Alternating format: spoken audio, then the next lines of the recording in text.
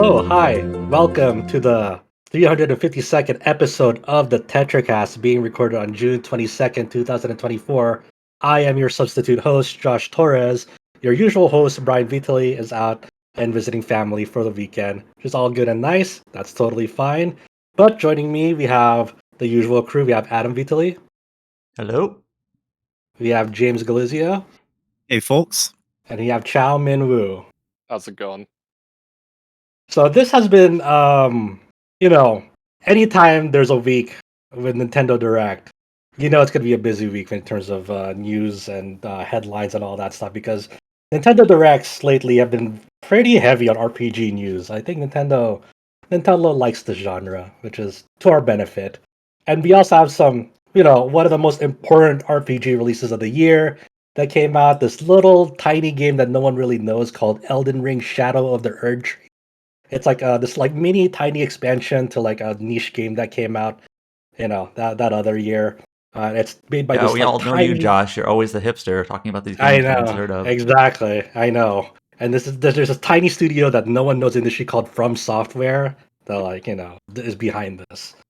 But I didn't get a chance to play it. I'm usually the type of person that's like, oh, it's so unknown that like I'll get around to it, a few months out because it just didn't, it wasn't on my radar. But luckily, we do have someone on here amongst us that has played this Elden Ring Shadow of the Erdtree DLC expansion. James, you put some time into this. What is Shadow of the Erdtree? After all this like months of teasing from Bandai Namco and From Software, the rubber has met the road. What is this, and how do you feel about it? So ostensibly, Shadow of the Erdtree is the DLC for Elden Ring. But that feels like it's oversimplifying things because it is bigger than every other Souls game that From Software has made besides Elden Ring itself. It is huge. Okay, wow. Yeah, because usually like when they had like expansions like the Dark Souls games, they're more on the bite size, but they're very challenging. They add a lot of content, but not like it wasn't like it didn't take so many hours. So what are we looking at here? Like how do you access it? How big is this DLC? Like what are we talking about? So it seems like so how you access it is you need to have killed Radon and Moog, and then you go to the cocoon behind Moog to enter the realm of the land of shadow, which everyone clocked it like immediately that cocoon was going to be the entrance to the DLC. It's very funny how like it was immediately obvious to pretty much everyone. But yeah, that is the case. Length. I'm about 25 hours in. I've still got a decent chunk left to do. It seems like people are roughly like reporting 35 to 40 hours to do an average playthrough of the DLC. You can bum rush in. Yeah, like I said, it's like just as big as like Dark Souls 3 or something like that. Yeah. Obviously a little bit more if you do completionist, a little bit less if you bum rush it, though don't bum rush it. The exact numbers is like there's like 15 remembrance bosses, so bosses that gave you a remembrance in the base game. There's 10 of them in the DLC. Okay. So it's big. It's real big. Miyazaki Miyazaki said that the map would be a little bit bigger than Limgrave, which if you look at the X and Y axis, you might believe that he was being truthful there. The problem is that there's a lot more verticality in the map this time around. Okay. So it's like it's layered on top of each other. So I've seen a lot of people say that it's more like, okay, what if you took the first area in Elden Ring, including the Weeping Peninsula, the thing all the way in the south, added in all of the underground areas in the game, and then added a bit more on top of that, and that's about how big the DLC is. And that is there like actual like underground accurate. areas in this one too? Not in the same sense, but again, things are layered on top of each other. So sometimes just looking at the map, it'll give you an idea of maybe which direction you need to take in order to get to an area. But sometimes it's not immediately obvious because you might see, okay, I see there's a stretch of land underneath this, but it kind of like is overshadowed by a landmass above it, so I don't fully know how to get there. And there's some really... The world design feels a lot more like Dark Souls 1 Okay, and interesting. how it connects to each other. And how It's like connects to it's each other. like geometry is like more densely packed together in a sense. Yes. Okay. Very like yeah, I was gonna ask like how was like the field design compared to the original game, because like the original game, like it definitely had moments like verticality, but it was very wide open, expansive on top of like the whole Yeah. underground area that you discover. It's very wide open. So this one, Yeah. hearing that it's more densely packed, but like it's more The intricately DLC, designed is yeah, interesting. the DLC, the best way I could put it is if you've been a longtime fan of FromSoft, it feels much more like a Dark Souls map with a bit more expansiveness than the map design of Elden Ring itself, which I'm happy with because I felt like as much as I enjoyed Elden Ring, it was a bit too open. There was a lot of empty Yeah. space. It was nice in a lot of ways, but another major change is that you still have like these random dungeons you can run into, like random like caves, random catacombs. The one of the main complaints I had with the base game was that past a certain point, all of those felt a bit samey. Yeah, I That had that is same complaint too. that is no longer a problem here because they're restrained. There's less of them, but each of them are bigger. So Okay. instead of feeling like, okay, here's this random cave, it's not that different from every other cave I've seen. It's like, okay, these aren't quite legacy dungeons, but they feel more like a legacy dungeon. Okay, that's Which, good. yeah. One that was really interesting I found was this like kind of jail place where you found out what exactly happens to create the jar men, and then you find out what they look like on the inside, and it's like, Oh, okay. Now, I haven't played Interesting Elden lore Ring, so building. I don't have all the context, but Junior's review, he reviewed the game for our site. He gave it a Gave it 10 a out of perfect 10. 10. Yeah. Yeah, he basically said this right away in his review, like literally first line. He's like, it's a 10 out of 10. You can stop reading if that's all you care about, is the score that I gave it. But he was actually saying that like legacy dungeons, which again, I don't know exactly what a legacy dungeon is, but he says they're actually much improved in the expansion compared to legacy dungeons in the base game. Is that kind of how you I feel, or does that make sense? Actually, I don't think I agree with that. I feel Oh, like okay. they've simplified the legacy dungeons to an extent. Like you don't have anything with the sprawling exploration like Raya Lucaria or Stormvale. They're a bit more manageable. There's one that is an exception, like the Shadowed Keep has a lot more exploration. I do like that one quite a bit. And there's also like a side entrance that you can enter that's completely segmented off from the rest of the legacy dungeon that leads into one of those remembrance fights that I was talking about earlier. So that one I like. And I do like the legacy dungeons here, but from what I've seen, they're very much more like a Dark Souls dungeon, but even then that doesn't feel like one to one. I feel like the first one, the Belrot Power Settlement, I think it's called, a lot more linear. There is not as much sprawl. Like they're smaller than the legacy dungeons in the base game. They're definitely smaller than the legacy dungeons in the base game.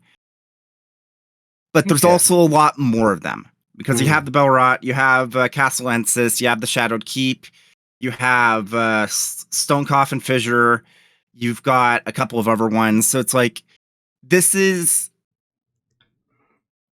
instead of the peaks and valleys of the size of the content and the scope of the content in like the base Elden Ring, it feels like everything here is a little bit more like tightly designed. So there's nothing that really stands out as, oh, like, I don't know the best way of saying this, but Mm. there's nothing that feels wildly bigger than the rest of the expansion. Like Okay. there's like some exceptions, like I just got to, okay. How, like I was just talking about how like the catacombs and the caves and whatnot they feel a lot different. One thing that's really fascinating is that you can go into a catacombs this time that requires you to find like a secret like kind of exit from the Shadowed Keep, and it's past an illusory wall. And then once you get into the catacombs and you fight it, the final boss arena is no longer in the catacombs. You're like at the like mouth of this like woods. And that's a whole area that you get to just by going through this random catacombs, assuming that you're not going to like, because like every catacombs in the base game was like, okay, you're done with it. We're gonna just like put you back at the beginning of the catacombs. This one, no, it's also the entrance to an entire zone of the map that leads to like something really, really fascinating. So, when you get into the DLC, obviously there's gonna be a whole host of new enemies and bosses. Before we get to the main highlight, which are of course the bosses, are there any particular like new weapons or spells or enemies that really caught your eye? Just common enemies before we get to the bosses that just like caught your eye in the time that you've been playing. Yeah, there's a lot of new like weapon types and also like spells and incantations. I haven't been playing with them too much yet, mostly because I bum rushed to get a save ready for the DLC in time. So the two weapons I have are maxed out. I'm like dual wielding twin blades, and I also have like that like Reduvia blood dagger or whatever it is. Oh yeah. Which is also pretty good in some cases, but I've been mostly sticking to the dual twin blades because the jump plus L1 attack when you have the classic. two of the, it is so strong, and it does like burst damage really quickly. And then also the one glaive I'm using is the one you get from Yura's quest line, and the weapon art for that one is fucking insane for staggering enemies. So yeah, I've been having a good time with that. Yeah, there's a lot of interesting weapons I want to play with. Probably when I'm done with the DLC, I'll do a victory lap in the last few areas of the main game I need to do with some of them. I like the like there's like dual blades this time. They're a separate like proper like weapon class. Instead of having to like equip a different blade on each hand, it's like an actual weapon you equip that's just two like blades. Okay. There's also the backhand blades where it's like, okay, it's the same thing as that, but you're holding them kind of backwards. Yeah, okay. I love when you like those weapon types that you wield backwards, like Yeah, reminds you of Dragon Quest Die, actually. yeah. There's also a light greatsword. There's fist weapons. I need to do the NPC that you can fight that gives you the like unhanded combat system where it's like literally fists. That's really interesting to me that they kind of included that as like as an official like separate categorical weapon type. Yeah, No, and it's funny because I saw someone online that was like, yeah, so you can equip it. You can equip it in your offhand. So if you're doing a strength build and you have like an ultra great sword in your right hand, you can still do the unhanded combat combo with your left hand if you don't have like quite an opening to get like a full like greatsword swing like off. And it's like, oh, that is so cool. Like all the different sorceries and incantations I've seen are really, it's like I wouldn't say that Elden Ring felt incomplete. I definitely didn't feel that way when I played it at launch. It felt like it was finished. It was fully like realized. But once you start playing this DLC and seeing what it adds and seeing the scope of the map and seeing the art direction and seeing what they're doing there, it's like, okay. I didn't realize how much there was like left there was to kind of add to this until now. And it's like, so yeah, I mean, no shit. Elden Ring, very Elden Ring's DLC weapons. it's like, no shit, Elden Ring's DLC is probably one of the best, if not the best, like game release of the year. Like even if it's DLC, but it's like, I mean, for sure, yeah. But I mean, it's like 40. It's 40 hours. It has enough content in it to rival fully featured games. Yeah, I think that's no question about it. So I've been it's been out for a few days now. The general public has been able to play it, and it seems like a lot of people are they're complaining about the difficulty. A lot of people are getting their asses kicked. yeah. I heard there's a very problematic boss in the DLC, at least one of them. I don't know which one it was, but a lot of people got gated by this thing. Yeah, so give us a little bit of insight if you know, James. Like, what's going on? Is the general just average, Joe? Just like, do they just like suck shit at games, or what's going on? So it's a few things. One thing that I do like that the Elden Ring the DLC's bosses do that I felt like the main game could have done more of is that there's some attacks that you cannot dodge through. You have to jump over. You have to jump over. And pretty much every major boss has at least one attack that does that. So I feel like a lot of people weren't expecting that. So they've been caught off guard. There's like this one boss, Rolana, which you've probably seen online. They're like, they look like fucking Pontiff Sullivan from Dark Souls 3 in their second phase with the blue fire, the magic fire and regular fire, like dual blades and whatnot. They have this spell they do where they summon twin moons. They drop one down, it does a huge AoE you have to jump over. Then they drop the second down, you have to jump over. And then they do a dive themselves, and it's like an end to the combo. If you get hit by that first one, you're dead. You're dead because you're not going to recover quick enough to jump over the other two. And this DLC does enough damage that even with 50 vigor on regular new game, that just instantly deletes you. Deletes you. You can survive if you jump over the first and you whiff the other two, at least in regular new game plus, whatever. I don't think you'll be able to survive. But it's one of those things where there are bosses where the answer is you do not dodge this, you jump over it. So that's one thing.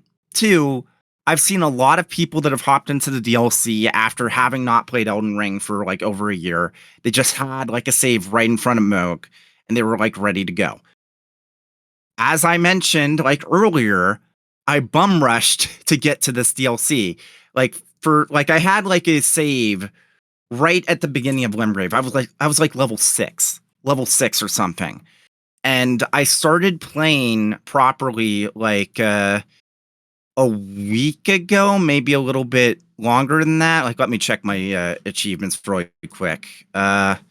So I beat a lot of these. I actually did. Okay. I defeated the Leonine Misbegotten, which is, again, Weeping Peninsula, on the 14th. So a little over a week ago. Mm-hmm. Yeah, you made a lot of progress very fast. Yeah, so I think again, it's a replay, so I was able to do it a lot quicker than someone doing a fresh save. But I think because I did a full replay leading up to the DLC, I was ready for it because there was no rest. Memory. Yeah, you were able to, you can just like seamlessly go into it without having to like remember how to play, what the controls were, what did my build do. You were just able to just, play naturally going into it. Yeah, so I do think it's like partially okay. Some people are hopping into it, they haven't played in a while, so they're hopping into the hardest part of the game when they haven't played in months or years. Then there's also the fact that the bosses do those attacks that require you to dodge them in a way that other bosses in the game don't. And it's not really a taxing thing, it's just something that you have to get used to. Right, especially because Elden Ring had a jump button, which is a big differentiator to past Souls games. And then obviously the other thing, the elephant in the room, is people that went in on New Game Plus or New Game Plus whatever runs. Yeah. I mean, it's like I remember, like, I have a buddy of mine from high school who, when Bloodborne: The Old Hunters came out, he went in with another buddy of his to do it on New Game Plus 7 or whatever the equivalent was for Max New Game on Bloodborne. I did that New Game Plus too, but I was already sweating. Yeah, and this guy's a hardcore Souls player. He has like the platinum trophies for every like FromSoft Souls game and every like Souls like on PlayStation. He has the platinum trophy for regular Dark Souls 2 and Scholar. And even he was like, never go into a DLC on New Game Plus your first time. So yeah. I think that's normal for FromSoft and their DLC to Souls games. Like even the difficulty level of that on a new game plus or a fresh new game save is like it's already very considerable. Like if you're not fully like kitted out and like ready to go, like there's like mentally and muscle memory, like they're gonna give you a hard time because they're difficult. Their average difficulty level is usually way higher than like the base game. I don't know, Yeah. usually. So, Yeah. but one of the things that people were saying in previews and in interviews with FromSoft is like that there is some sort of like separate way to power up your character in this DLC. Like I forgot what it's called, but there's some sort of new system to further power up your character just for the DLC content. Do you know what that is? Yes, it's actually pretty simple. So you can get these items called Erdtree fragments across the DLC. You'll find them at whatever crosses that Michaela left like dotted around the map. You can also find them at churches, kind of like how you would find sacred tears in the main game.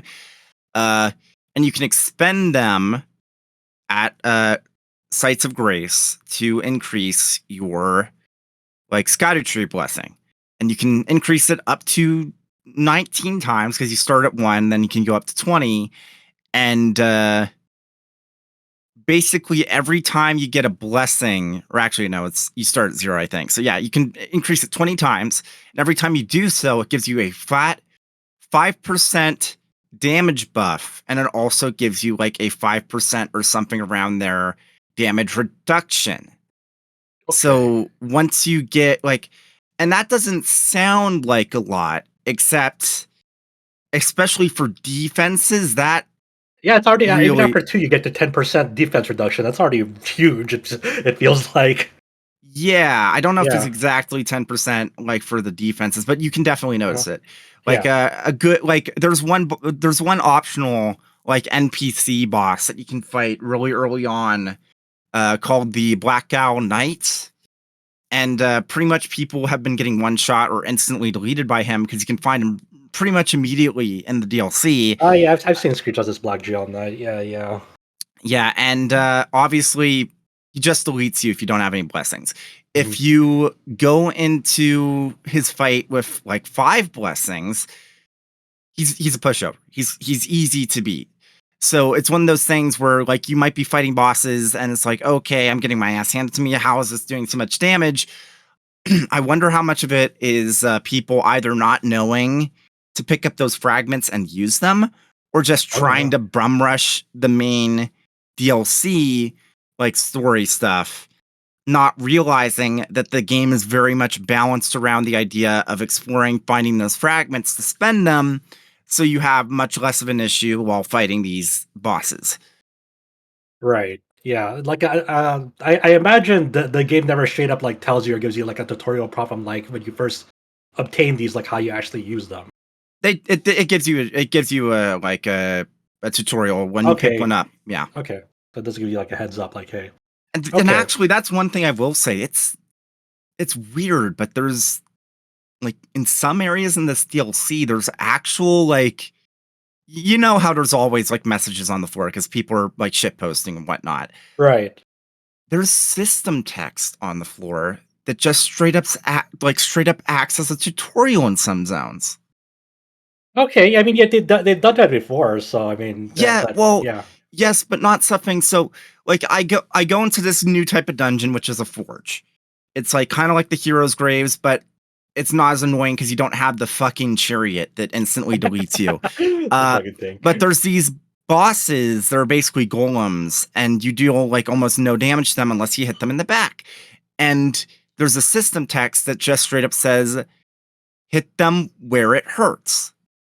Okay, yeah. In that context, yeah, I don't think they've really ever done that. And then Like, there's another especially it zone tells that you, I have, like, and then okay. there's another zone I got to where it's like, okay, these enemies you can't actually deal damage to unless you parry them. There's a system text that just says, "Don't let them see you." Okay. So it's very different. Which, Yeah. yeah, Huh. I still really, I don't really have too much to complain about it because it's like never too overbearing, I'd say. But it's definitely weird to think that I don't really believe that sort of system text would have been there if Elden Ring wasn't a mainstream phenomenon now. I definitely think that even just a little bit, that might be emblematic of like the edges being sanded off just a little bit. Yeah, I wonder. Like, I think it'll really. I guess we'll really see like if they decide to like what their next Souls game will be, and if it'll have like system text tutorial stuff like that in that context. Because I think that'll be very, I guess, emblematic to see like a very very slight like direction shift of the series to be somewhat more. I guess one thing I hope acceptable. if they do for their next Souls-like game, because we're gonna do something like it again. So the areas in like the base game Elden Ring were already fairly segmented. Like obviously, like Liurnia, Limgrave, and Caelid were directly connected in a sense, but then you had stuff like Mountaintop of the Giants and Altus Plateau to a certain degree that were just kind of separated from the rest of the map. And then you had the underground stuff. I would like if the next game that FromSoft makes is instead of having like everything be directly connected as much, they have separate chunks of the map that are more dense like the DLC, and they have like several like DLC sized chunks that you can just kind of be transported to. So they're like, it's still open world, but each of these chunks are kind of like isolated in a sense. Okay. Because I am much preferring the level design in the DLC, and I would very much like it if this is the type of like balance they go for going forward. Because it's still open world. It's still open. I have a more unpopular request for their next Souls game. Don't make it open world or even open. Make it stage based. A stage select menu with grades. Yeah. With ranks. That's me. Leaderboards. Yeah. I know that it's super unpopular, but I'm like, I kind of miss stages in games. You know what their next game should be, and honestly, I wouldn't be shocked if it ends up being like announced in like a year or two, or even I don't know, Game Awards this year or something. Sekiro 2, because it feels like that had a sequel bait ending, and it's been 5 years. So if they're making a sequel, I feel like now would be the right time to like showcase it, because I loved Sekiro. That's still probably my favorite FromSoft game. I want to see a sequel. I'm trying to think of like the situation of the IP in the West. Does Activision hold the Sekiro name, or is it still with FromSoft in the West? Because I know they helped publish it, but I don't know if they have rights to IP or not. I think that FromSoft owns the IP. Let me check the website. Because I know that obviously I know that was like a weird deal they had to the West. I know it's like self-published by them, like usual, like with Kadokawa, I think in Japan. But I know for the West was Activision. It's kind of a weird affair in that. But that would be cool to see, though. I'm always down for more copyright From Software Inc. All rights reserved. Okay, all right. So they own the IP, so they should be able to do it on their own. And honestly, after Elden Ring, I wouldn't be shocked if they didn't just start like trying to pivot into like publishing stuff themselves worldwide. Because I mean, that'd be. I wonder what that would take for them, because I know they've been obviously they're owned by Kadokawa, so they could get support from like them. Yeah, but it's just like that. But their relationship with Bandai Namco has been so successful, and the resources that Bandai Namco has in terms of like marketing has been so successful for them. Yeah. So it'd be interesting. Like I wonder what they are gonna do next. Be it like after this, because I imagine a lot of people who've played Armored Core 6 want an expansion to Armored Core 6. Oh, I'm sure we'll get one. They've basically outright said that that's the plan. They basically said that that's the plan. So I wouldn't be shocked if like late next year we get a reveal, if not a release. So who knows? Yeah. But yeah. There was an interesting like I guess interview with Rolling Stone about like with Miyazaki about like what he wants to like Miyazaki mentioned in an interview that he wants to do like a traditional JRPG someday, and like he doesn't think it would be Kingsfield or Otogi, unfortunately, but like it would be interesting to see like with From Software, with their current like level of knowledge and resources and talent, make a dungeon RPG. Yeah, what a JRPG would be like in their heads, like what they would do. That'd be a really interesting turn. You know what they would do. With Make an Elden Ring spin-off that has you exploring a dungeon underneath the Erdtree, and maybe have I don't know what should we call it? Erdtree Odyssey? I don't know. Erdtree Odyssey. Like I think it'd be really interesting if they want to do the traditional JRPG but have Souls mechanics. Like, what would Souls Soul Systems mechanics? How that would translate to like a turn-based JRPG, for example. Like, what would the resources be like? Like, if you want to use a skill, you use stamina? Question mark. So it'd be, I don't know. I think that'd be a really interesting like how you would translate those systems into a turn-based combat system. That'd be something else. But yeah, I mean, we'll see what From Software. They do such a good job of like just the way their development processes go and how often they get the cadence of their releases and the quality of them just seems to be just like a cut above these days. So I mean, I guess to a lot of people's like non-surprise, this Shadow of the Erdtree DLC expansion just really knocked it out of the park. And there definitely is a lot of people having trouble adjusting, but in terms of just like the amount of content and quality and challenge level it's giving people, I think it's like they've done it again. They've done it once again. Yep. But yeah. Anything else you want to mention in terms of like like anything we didn't mention, like in terms of like music or story or anything like that? Or do you just want like let people find that out for themselves? There's a lot more story in this DLC too. Okay. Like a lot more. There's like a bunch of NPCs you meet really early on, and they're very chatty, and the story is definitely like more direct. There's stuff like it's, I don't want to spoil too much, but like a decent chunk into the DLC, you'll like hear a sound, and then you'll get like a system text pop up that alerts you that something has changed in the world, and that like directly impacts how NPCs will talk and react to you. Oh. And it will also unlock one of the legacy dungeons like in the world. And like if you progress in it, you'll get like you'll end up like talking to an NPC that just straight up tells you, okay, so this is what's going on, which is really weird. Yeah, that's it. Yeah, it's very direct and like in a very unexpected way. It's like, oh, someone's just like telling you what's going on to your face. Okay. Yeah, and it's like, but it's not like Sekiro where they have actually like cinematic cutscenes, or do they have that? I mean, not really. Okay, because I know they had like a story cinematic too before this release. But yeah, it's definitely one of those things where it's like you beat Elden Ring, you have a vague idea of what's going on. There's a bunch of different like there's still interpretations. You beat Shadow of the Erdtree. There's like lore and stuff that you still would want to look into, but even before beating it, it's like immediately obvious. Oh, okay, this is what's going on. Okay. This is what's going on. And it also makes it clear why you have to defeat these specific bosses that you do in order to unlock the DLC. It's not random. Okay. But yeah, it's definitely an interesting expansion.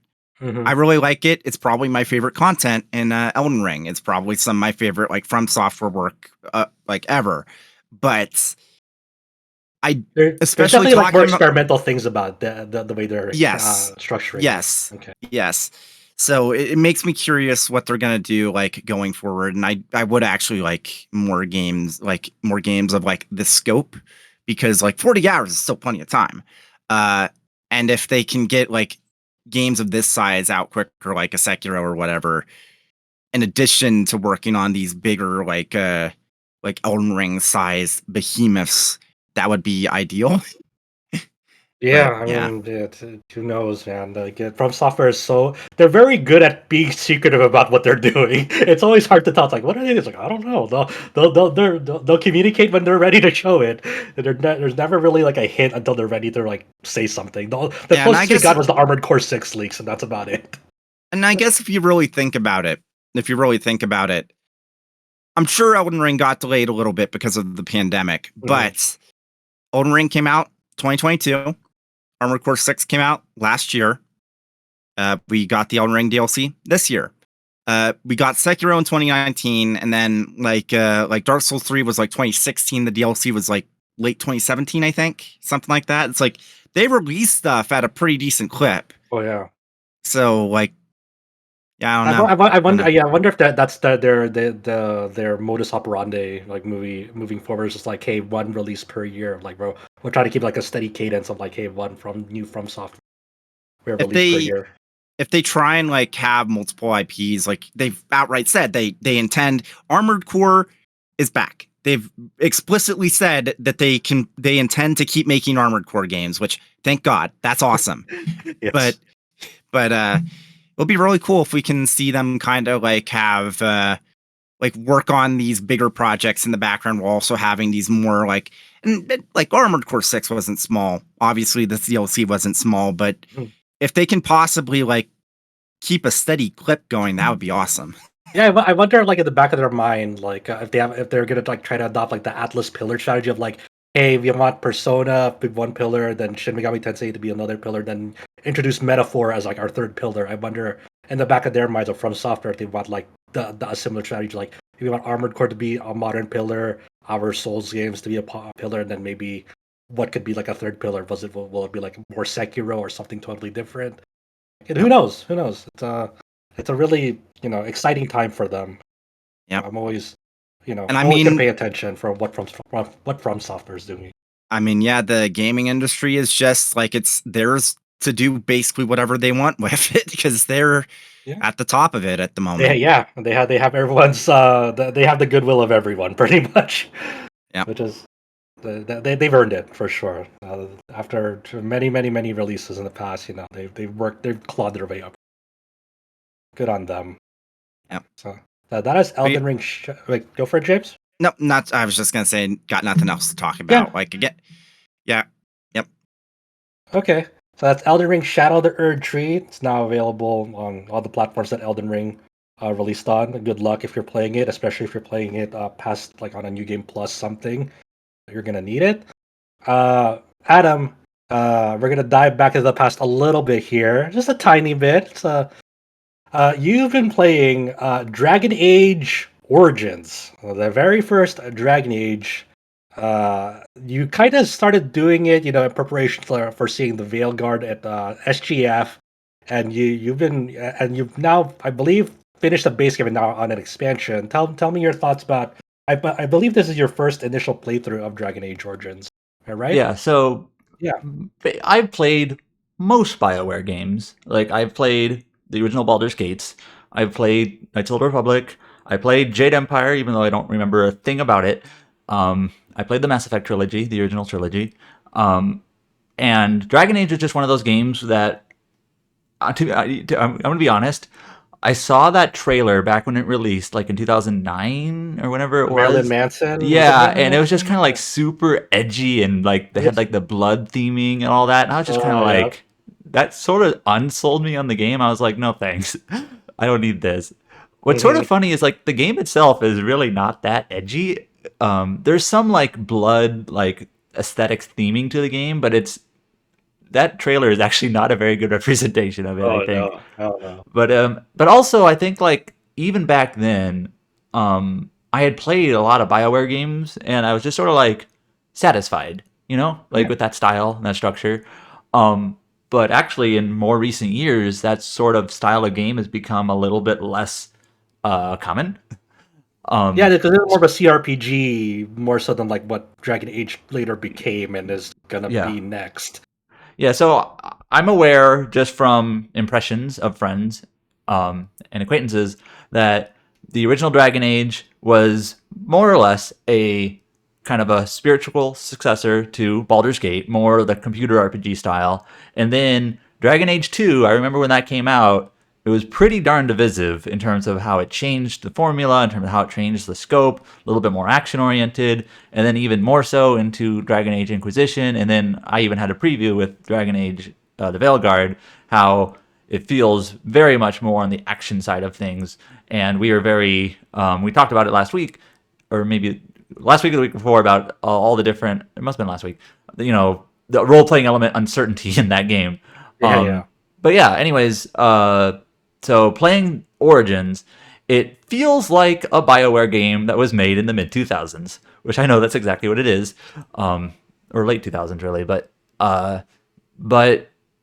it was kind of refreshing in a way, coming back to it late, in that I haven't really played a game in this style in several years, because it's been a while since BioWare has made a game like this in several years. Like the most recent one I think would have been Mass Effect Andromeda, which I never even played, and that was like 2017 or something like that, because I never tried their Anthem experiment. I think you did, right? I did, yeah. My friends and I played which it I know is on something the weekend totally before different. it came out. Yep, it's. Well, we don't want to talk about that. Yeah, but like I played GreedFall, which we'll talk about later a little bit, which is sort of in that style. Anyways, my point is that like I've had enough time and separation from the BioWare style game that actually coming back to it, I've it feels kind of new to me again. But anyways, Yeah.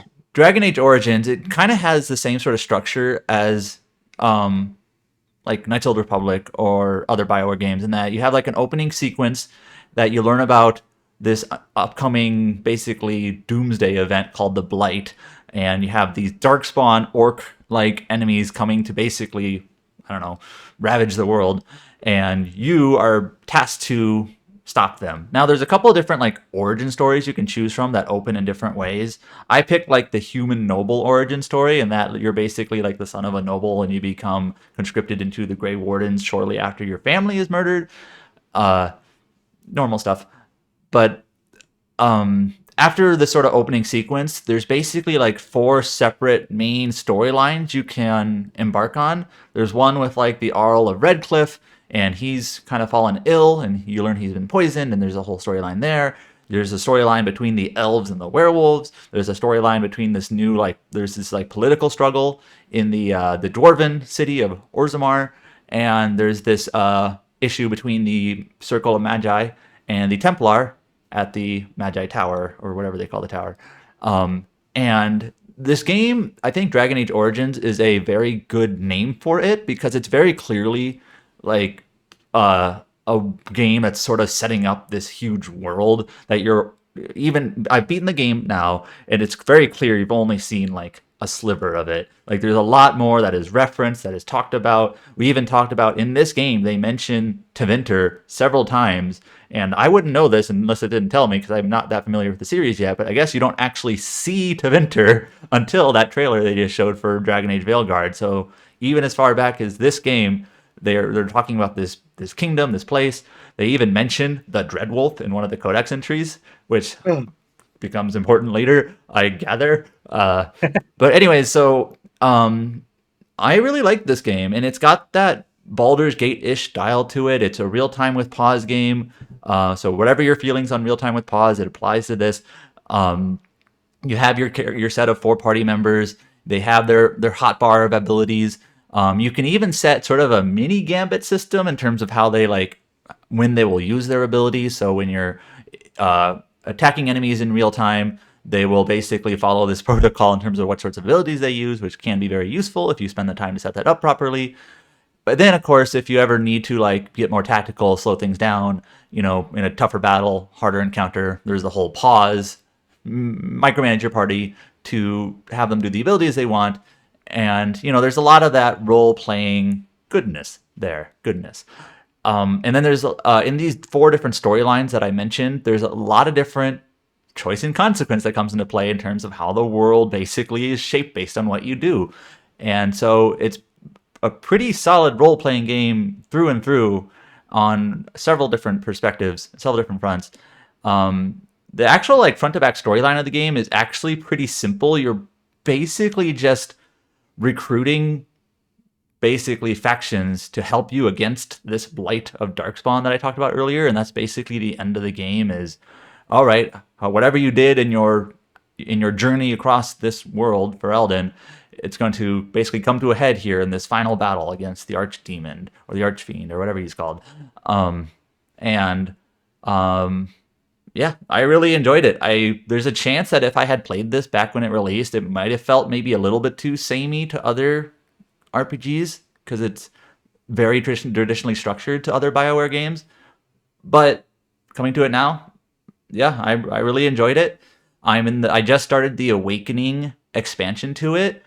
I don't think we have any other Dragon Age people on this podcast here. Brian would be. I played it a very long time ago, so it basically is like I have to replay it. But I did play 1, 2. I try to remember if I played Inquisition, but I don't know if I finished Inquisition. Yeah. But, yeah. But like I just started the expansion, which is it's actually so when I started Dragon Age Origins, I bought the Ultimate Edition, which is on Steam, but it doesn't run very well on like modern PCs. Yeah, I was gonna ask, if you wanted to play Dragon Age Origins today, I guess it had to be like through Steam with like the mods that you. Yeah, so a couple of problems. Now I don't know this for certain, but what I gathered from reading the Steam forums is like the Dragon Age Origin like executable only has access to like 2 gigabytes of RAM. And so like if you're running like on a PC that's running, a bunch of different programs at once or whatever, it actually struggles a lot. And there's actually like mods to basically allow it to access more RAM. But also like playing it in 4K, this game was definitely not meant to be played in 4K, where like all the fonts and all the menus are like super. They're like, what is this? A menu for ants? And so there's mods to like improve the not only like the game resolution at 4K, but also just like the whole user interface, basically saying, hey, if you're playing at 4K, download this mod. It works with other mods, and it'll basically just have everything appear how easy is that mostly normally. How easy is it for like just set it all up to make it run on a modern PC these days? So actually, when you install Dragon Age Origins, there actually is a I forget what they call it, but there literally is like in your install like a mod installer that's like included with the game, and there are some mods that are basically just built to work with that, and you basically just like go to the installer and select it if you have this mod downloaded, and it'll basically just install it for you. Okay. So that's like literally built in by the developers. Is like, hey, here's basically our mod installation tool that you can create a mod, install it with this tool, and that'll work. One of the mods I downloaded didn't go through that tool, but it was literally just I don't know exactly how it works. I'm not a software expert, but it's like, hey, just download this version of the executable, delete the old version of the executable, and just replace it with this one, and that'll basically fix several issues due to RAM. Like, okay, however this executable is pretty much. Yeah, so it's so it took me maybe half an hour to an hour, maybe not even that long, but I'm just giving roughly an hour or less to get the game working as I wanted it to. But otherwise, yeah, once I got that all installed, I played it with no issue. There was like some minor UI quirks where maybe you would like hover over an icon and maybe like the tooltip would be just slightly off where the icon was because of the resolution scaling or whatever. It's like, but it was fine. Now I'm playing through the expansion right now, Dragon Age Awakening or Dragon Age Origins Awakening. It's actually kind of interesting is I think this came out like within a year of the original release, but it's like immediately you can tell like it looks better and it performs better than the base game, which is actually kind of nice because I'm like I kind of wish the whole game kind of looked like this and ran like this, but oh well. Now going into Dragon Age 2, which I will do, I don't know, eventually. This game I know was very divisive at the time, but I feel like people have cooled down on it or maybe started to appreciate it for what it is. So I think going into Dragon Age 2, I think my expectations are like more properly calibrated, knowing that it's going to be a little different. But at the time when it first released, it probably caught people off guard being just so different. People were just like, we want another CRPG, and this is definitely not that. Yeah. But obviously I'm doing this because Dragon Age the Veilguard is coming out soon, or this year, supposedly. And, it's always a series I was sort of interested in. And, I enjoyed Dragon Age Origins quite a lot. Based on what I know of myself, and based on what I know of, the series itself, it's very likely that Origins might be my favorite, kind of being the most CRPG-y. I wonder if real-time med pods will ever go back in vogue. Like, how CRPGs are almost back in style because of Baldur's Gate 3. I wonder if, like, real-time med pods will ever go back to being in vogue. Yeah, I will preempt one of our later discussions, or actually we'll probably get to it relatively soon here on Greedfall. And I think real time with pause, some people are really against it because it feels too micromanagey in terms of you have to like, gotta pause, gotta select each of my character's abilities, and then unpause, and then they initiate their abilities, and like, gotta pause again, do their abilities. I think real time with pause can be nice if you like I said, in Dragon Age Origins, you can set up your team to have like a pretty smart, kind of automatic how they access their abilities and when they do their abilities and basically setting up their behaviors. Like if you do that, which takes, a little bit of time to set that up, then you actually are, how do I put this? You're reducing the number of times you actually have to pause because your companions are smart enough to do what you want them to do. Yeah, you're basically doing like programming if-then statements. Like if it meets like a certain like system. MP threshold, you can cast this, Yeah, like for example, just a really simple example, Morrigan is a mage in the game, and you can set her to have some healing spells, and like, hey, when an ally is below 50% health, do heal on them. And that sounds easy, but not all CRPGs do that. And then you'd like, I gotta pause and tell them to heal each time. I guess I really didn't talk about the characters much in Dragon Age. I mean, a lot of people love Dragon Age characters. Like, I think that's pretty evident, especially in Dragon Age 4 or the Veilguard. They're really, really focusing in on like the character interactions and whatnot. Morrigan is kind of like it's kind of funny. Morrigan is the kind of like the wild mage of the party. She's kind of really cynical, and if you're trying to play as a good person, which generally I like to do, at least on a first playthrough, she'll just like hate everything you do because she's looking out for just herself. And she's like, oh, why do we got to spend our time and energy helping people? Alistair is actually kind of interesting. Okay, this is spoilers for a 12-year-old game or 14-year-old game or however old this game is, but I actually kind of like Alistair. He's basically, if you're playing the human route, he's one of the very first party members you run into, and he's basically a bastard son of the king.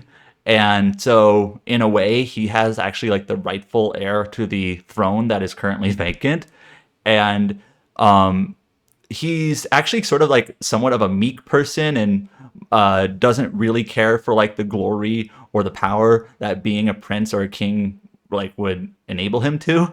So what's actually sort of amusing is that you spend quite a bit of the game, quite a bit of the narrative revolves around like we need to basically establish the throne, and Alistair is the best person to lead this country, and we need to do these things to make sure that he has the best path to obtaining the throne. Meanwhile, Alistair is there sort of on the side like, hey guys, what about me? Do you care what I think here? And he's just sort of an interesting character in that he's not super like gung-ho or super power hungry or super like he's not the most altruistic person. He kind of keeps to himself. And, he's just sort of an interesting kind of archetype that you don't see all too often. And then, some of the other characters, like Leliana is kind of a rogue who becomes sort of kind of like this bishop type at the Chantry. And anyways, yeah, the character cast is pretty fun. And I started the Awakening DLC, and one of the first characters you meet in that DLC is Anders. And I don't know anything about Anders, but I'm like, oh, I think this is a Dragon Age 2 character. I didn't realize you meet him already here. So I'm kind of interested to see where they go with him. He's a mage, I guess, on the run from the Templars. That's a big story narrative world thing in this series, is that the Templars and the mages kind of hate each other. But yeah, I'm probably going to continue this Dragon Age story, and maybe in a couple of months, you'll get my impressions on the next game. But I'll leave it at that. Yeah, it'll be interesting to see that like you'll have like a lot of fresh knowledge going to the Veilguard. You'll just be like, oh yeah, I know everything. Like I know this character. It's like, all right, fuck. So you'll become a Dragon Age lore expert soon enough. But that's cool. That's cool that you embarked on this journny.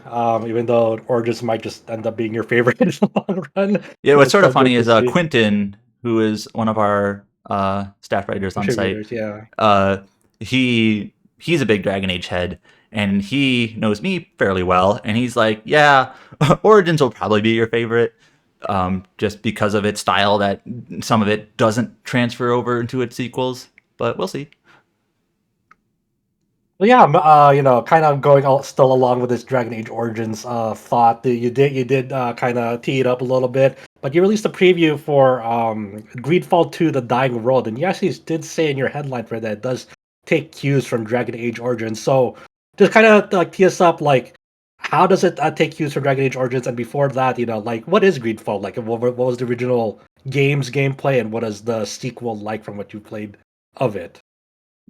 Yeah, so GreedFall is a Western RPG made from the studio at Spiders. They're a French studio, and yes, the studio name is just called Spiders, which is sort of funny when you're announcing things for them, like Spiders have announced. Yeah, this Spiders developed, Yeah, like developed by Spiders. Anyways, so GreedFall came out in 2019, I believe, and this was like, it's actually important to note that it came out a few months after Anthem did. And I think that's important to mention because, like, a lot of people, especially BioWare fans, were pretty disappointed in Anthem at the time, and even our review, I think, gave it a 5 out of 10, and that it was basically not what BioWare fans expected, and it was kind of this live service game that just didn't really work, and I'm sure you could talk about it more than I could. But anyways, Spiders, even before they developed GreedFall, had a pretty long history of games they had made. None of them were stellar. There was like the Technomancer, Bound by Flame, which I actually reviewed and didn't really like at all. Mars Warlogs and a few others. But GreedFall seemed to be at the time like their biggest success story, and it actually was, like, by all financial accounts, their biggest success, and critically, commercially, basically seemed to be like their breakout. And one reason why is that GreedFall felt like a long-lost BioWare game at the time. It had a similar sort of companion structure, similar sort of world structure. It had gameplay that was sort of similar to Mass Effect. I've also heard people comparing it to some of the Witcher games also. And so GreedFall, it may have not had like the outward like budget or production values of like a big AAA Western RPG, but it felt like it had a lot of the heart. And that was, Brian actually reviewed it. If he was here, he'd sure probably talk about it when it came out. And so it wasn't too surprising that team at Spiders decided to make a GreedFall 2 to follow up on that. Now, GreedFall 2 is not a sequel. Just the way GreedFall 1 ends a sequel would be very weird. So GreedFall 2 actually takes place before GreedFall. Just a very short premise here. Basically, GreedFall is sort of like a colonial RPG, in that there's basically the kind of the Europeanish nations. They find a new world, and they're basically going there. And the impetus for going there is that there's a disease ravaging basically Europe, and this new world supposedly has basically the means to suppress it, to quench it, to quell it. And not to get into politics too much, but Brian's takeaway on the original game was that it did avoid a lot of the missteps that could have been in a colonial RPG, but there were a few maybe things there that were a little bit things to be more fair to be critical on. But anyways, GreedFall 2 is kind of the inverse of that, where you're now playing as a native character from this new world island called Tier 4D, and eventually, as part of the story, you're taken to Europe. So it's kind of the opposite. And it's a prequel, but they don't want to call it a prequel. They're calling it just like a new story in the same world. I can't say too much about that because I haven't seen a whole lot about the actual narrative itself. But the original GreedFall was an action RPG like Mass Effect. You controlled your main character, and then the companions that you recruited would kind of act on their own on the side. You could sometimes tell them what to do in battle, like Mass Effect, but you really didn't control them. And that was just the style that it had. And Spiders decided for their follow-up in GreedFall 2 that they wanted people to have more control over their party members. Like, not just your main character, but all the characters. And because they decided that, that means sort of necessarily that the game would have to change its combat style in quite a bit. And it's become more CRPG-ish, a little bit more tactical, in that you are not just controlling your main character in an action RPG, but it's basically a real time with pause RPG now. Oh, okay. Just like So we're back. yeah, and I have some reservations here, and actually they kind of relate to what I was just talking about. So my preview that I wrote on this, because basically during Summer Games Fest, they were actually Spiders wasn't at Summer Game Fest. They were actually more with like the IGN Expo, which is at the same time. But anyways, um, I got to meet with Spiders, including their CEO, Gian Rousseau. And in my preview, I titled it, Greedfall II, The Dying World, takes cues from Dragon Age Origins. Now, let me be clear. I know some people get upset, maybe irrationally, whenever you make any sort of game comparison. They're like, how dare you like simplify this comparison to, this other game just so blanketly, and but I want to emphasize that they told me that this game is being inspired by Dragon Age Origins, like outright. So you can see the similarities, but they also just explicitly said it. In that it's more CRPG-ish, it's more tactical, it's real time with pause, you control all your characters. And so in my demo, you basically create your character, who, like I said, is a native of Tier 3D. And at this point in this world, the colonizers from Europe have already been on the New World for quite a while, long enough that some of the natives have already learned their language. So it's not like there's a big language barrier between them, but only some natives know it at all. I want to kind of point out one thing that's sort of cool is in the original Greedfall, they basically developed a native language for the native characters. It's like a made-up language, but it's pretty fully fleshed out and pretty thorough. And that's actually one thing Brian praised in his review, is that basically how the language works. And in this game, when you have native characters talking to native characters, which at the beginning of the game, there's a lot of that, it's all in this made-up language. And it's one of those things that cool. like people are able to like create dictionaries of it, so they yeah.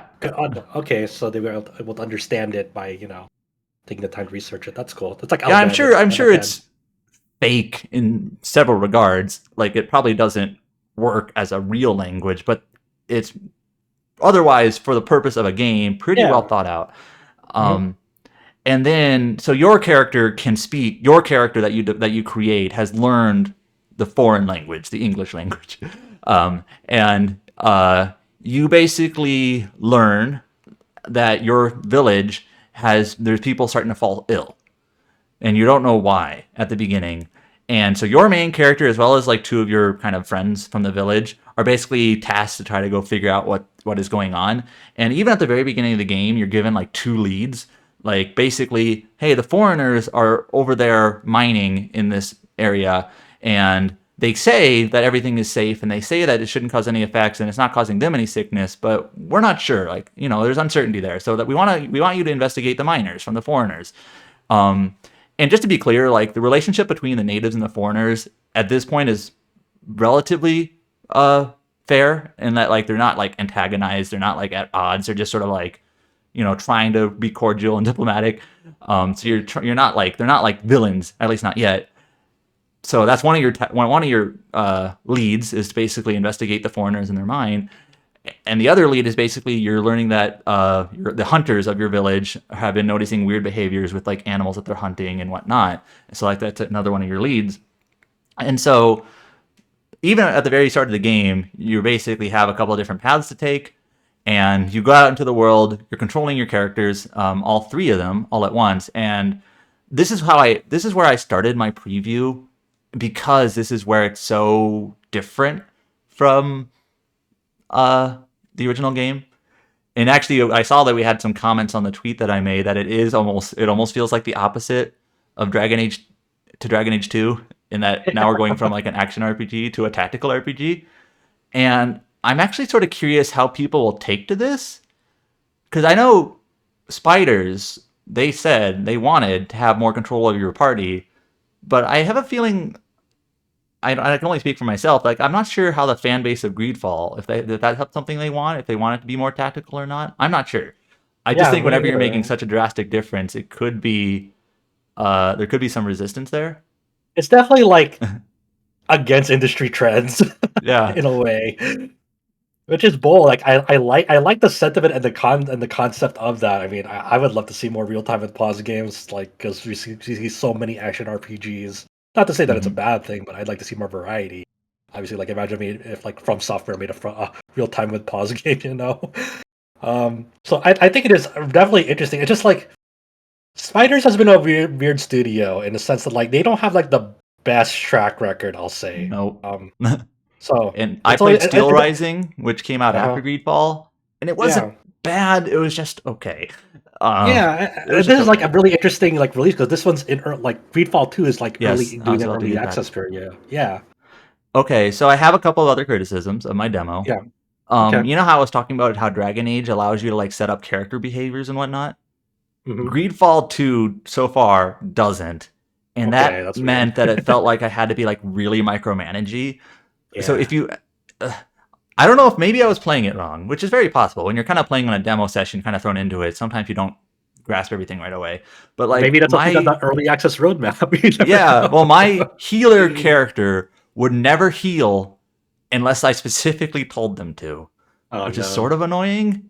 Like, imagine playing, I don't know, Kingdom Hearts, and Donald never heals you. I mean, he almost never does, but like, just your character, your healer character just would like never heal me. I had to like go pause, click heal, click my character, and like heal me. Come on, like this is basic stuff. And I actually asked one of the gameplay designers, like, were they planning on having more control over like uh, how characters behave kind of on their own versus having to like literally control everything they do. And they basically said they don't want it to be too automated, but this is actually one of the things you're looking for feedback in early access. So that's the other big component of this game is that Spiders has never done early access before. So they're looking for a lot of feedback, and this game releases in early access supposedly this summer, so relatively soon. We've talked about it on previous podcasts, and there's a good chance what I played, which is kind of pre-early access, that demo could ultimately end up feeling very different by the time this game like gets a 1.0 release, like after, I don't know, a year of early access and a bunch of feedback and tweaks and changes and whatnot. I highly doubt they would change the game like dramatically in terms of its like identity, but Yeah, I'm it sure wouldn't be like, oh no, we fucked up. We're turning it back to an actual RPG. It wouldn't be like but that. you know, I'm sure there's going to be a lot of tweaks and changes, and maybe removals, additions, and whatnot. But that was my biggest criticism coming away from the demo. Is I did feel like it was almost, yeah, I have more control over my party, but now I have to tell them to do every little thing. Yeah, And it was just that got old, and it slowed things down. And I think the great thing with real time with pause, when done well, is real time with pause. If you have like a good party setup with good companion behaviors and just good balance, it can actually, you don't have to pause that much. You can kind of just go through enemies, and your team is just well built that you can just do what they need to do, and you can win. The easiest comparison for like maybe like our like audiences, like modern audiences, would be like the FF12 Gambit system. Like if you had a good Gambit system like setup, like the only time you'd really tweak it is like for like some boss encounters, but for like your general fodder, like getting around that game might be a bit lengthy at times, but ultimately, if you have a good Gambit setup, like battles, you don't have to really tweak with battles that much. Yeah, what I was going to say is like for random kind of trash mobs, it's kind of nice just to roll over them. You don't even have to do much tactics in battle because you've already set that up. And then it's nice that when you do run into a more challenging encounter, a boss or an event battle or what have you, you have the option to pause and be a little bit more micromanagey when you need to be. And whenever you're more micromanagey, you can be more careful, and almost more turn-based in a sense where you can dictate every little move and basically have more control over your success. But I wouldn't want to do that for every single trash mob where you have to control every little move. So I think there's a good balance there when it's achieved well. But right now, Greedfall 2 did not feel like that. So obviously, I know the game is early. It hasn't even entered early access yet. So there's a lot of time and opportunity for this to change.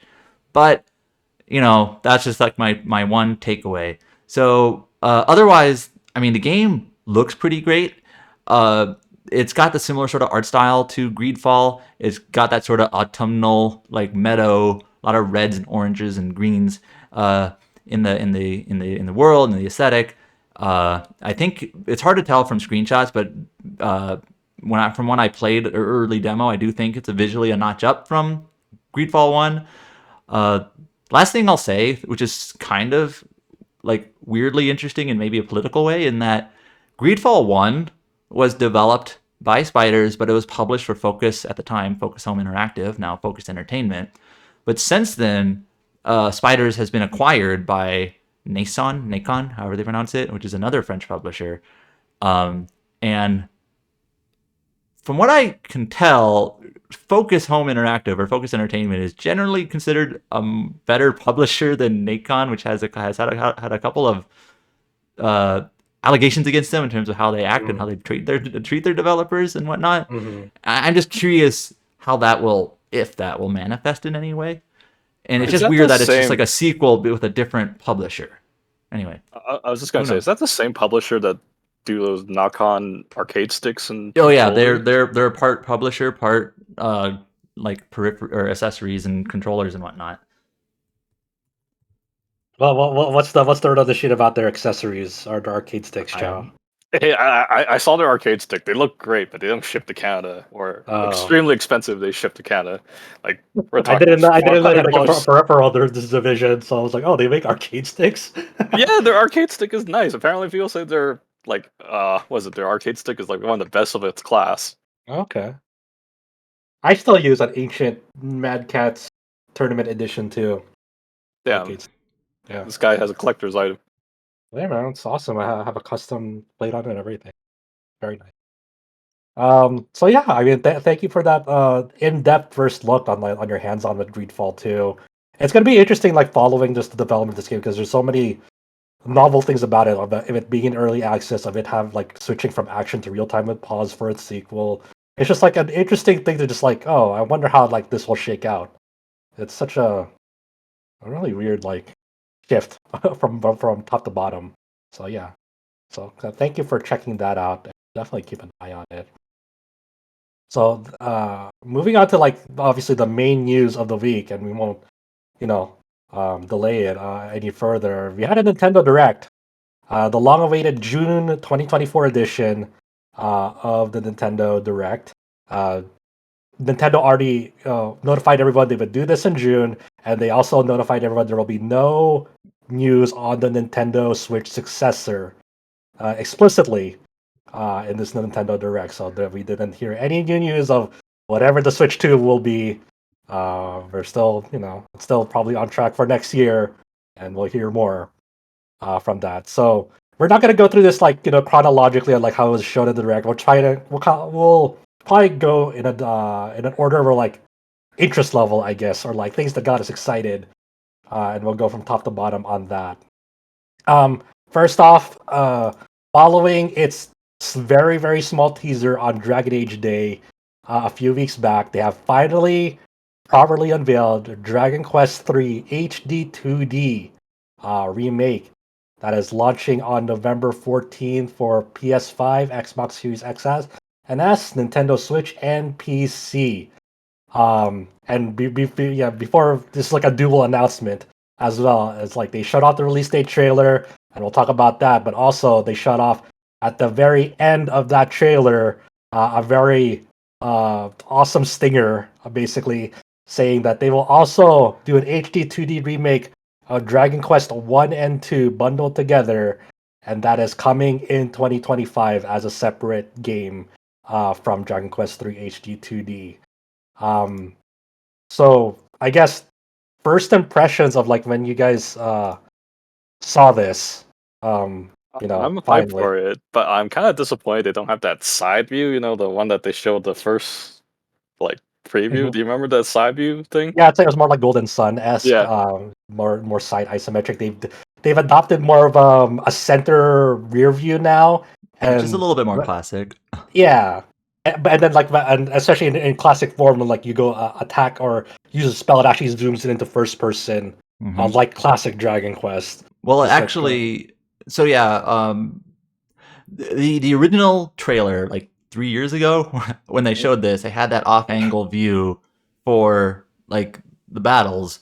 But then, even in that trailer, when the actual attacks took place, it did shift to first person. Oh, I forgot. Yeah, in that trailer, I had to go back and check. But yeah, like you just said, that off-angle view doesn't exist anymore at all. You start the battle seeing like the backs of your characters, and then shifting into first person once you select your abilities for that round. So yeah, a little bit more classic. I think the side view sort of gave it a little bit of that unique flavor, but I'm gathering that they wanted to make this game feel really faithful to the original, and maybe they felt the off-angle view was just too different. I don't know. The only complaint I have with this like updated camera angle is like the command box, the overlay for it like goes over like the main character, like the first party member. So it's not ultimately it's not up too big of an issue, but it's like when you see like a screenshot of the battles, it's like, oh, that menu box for the commands. It's just like it's overlaying the model of your. Yeah, it should be a little bit lower in my opinion. Yeah. So. What But can we other do? than that, I mean, like, we saw like the character models are like in full HD 2D sprites, but the actual environment itself is like 3D assets. It kind of, in a way, it kind of reminds me of like a more super polished version of like how Eiyuden Chronicle 100 Heroes looks. So I think it looks like really really nice in motion. I think the still images are still pretty good, but like I think it really really shines once like you actually see it in motion. And you can speak more to this, Adam, because you actually got a hands-on preview with it that you spoke about in it. So just like, I guess, tell us just about like your appointment and like what were your expectations going in and what you saw. Okay, so Square Enix, we'll talk about them quite a bit coming up in this podcast. They were not at Summer Game Fest. They were like not officially a partner to that in any way. But since they have offices in LA and everyone else in the gaming industry was in LA for that weekend, they're actually holding demos for this off-site, basically in the JW Marriott in the hotel off the Summer Game Fest site. And so, yeah, people had appointments for that game. Just a little bit of inside baseball. It was actually kind of amusing how they set this up in that they called it an appointment with an upcoming HD 2D remake. And it was just like, well, you've already announced Dragon Quest III HD 2D Remake. I don't know why you're being sneaky about this. Now, there were rumors floating around, and I'm sure our listeners heard these too. Like, they've actually, in the years since it was announced, they've actually changed it to be not just Dragon Quest III, but the trilogy, all three. And when I went to go to the demo in this hotel, it was just Dragon Quest III. Like, they had that Dragon Quest III logo, Dragon Quest III art, and whatnot at the time. That's all they showed us, and that's all they told us. But people actually asked them, like, was there any interest in bringing Dragon Quest 1 and 2? And they kind of gave, like, a very, like, coy, like, we'll see answer. Like, huh, how is that going to work? And now we know. It's a separate release is why there. So, But anyway, when you play the demo, was it like kind of like a complete demo? Did it feel like it has all that features that they announced, like voice acting and all that stuff? Oh, it might have been like the full game. Really, it was hard to tell. Like, we basically loaded from the menu from the beginning, and there was a save file there. There was nothing indicative about it that it was just like a demo version. They actually had like save set up for us, so we could like skip past like some of the opening narration stuff or whatnot. I'm sure it's going to be like polished up and whatnot, and I hope it is in some regards. But I don't. It wasn't like a demo version. It didn't feel like it. Anyways, so we went to this demo, and they kind of introduced us with. They introduced the game with a couple of recordings, one from Yuji Horii, and one from the game's producer, who is Masaki Hayasaka, who is part of, or at least was a part of Team Asano. And kind of introducing the game to us, one of the first things basically my takeaway is that they really want to please fans of the original here. They want to do right by them, which is totally fair. Like, this is one of the most beloved games in the series, even despite being one of the earliest, especially in Japan. So the last thing they want to do is to create something, a new version of the game that fans who love the original just like don't like, or they just detest it, or it changes too much, or whatever. But of course, the original game is like 30 plus years old now, and there's been a lot of I guess differences in design and expectation in those 3 decades for fans who are not familiar with Dragon Quest or not familiar with this game, that they want this to be a great introduction. So that's the balancing act. You want to do right by the original, but you want to meet the expectations of new fans. So There are a lot of different quality of life things they added to the game, like tutorials. Like, for example, when you play Dragon Quest, like the original games in it, it's not immediately obvious how you revive a character when they die. Yeah. In a lot of classic RPGs, you just expect, oh, you go to the inn and then they heal. But it's not the case in Dragon Quest. You have to go to the church to revive. Else they just kind of drag along behind you as a coffin, which is always fun. I think there but- was hints, but you have to dig for it. Like the king basically Or told you talk to an NPC or whatever. Yeah, they give you hints on like tutorials, but it's never like on a side menu or something like modern games would do, right? Yeah. So they added some tutorials. And there's like a mini map now, so you can more easily see like where you are on the path. You can turn the mini map off if you are a purist and you want to maintain the old style as much as you possibly can. You can turn the mini map off. Much of the menus in the game are the very classic like white text on dark boxes, not quite black boxes, but dark boxes. You can see that in some of the screenshots they showed. That's very classic Dragon Quest menus. So that's still there.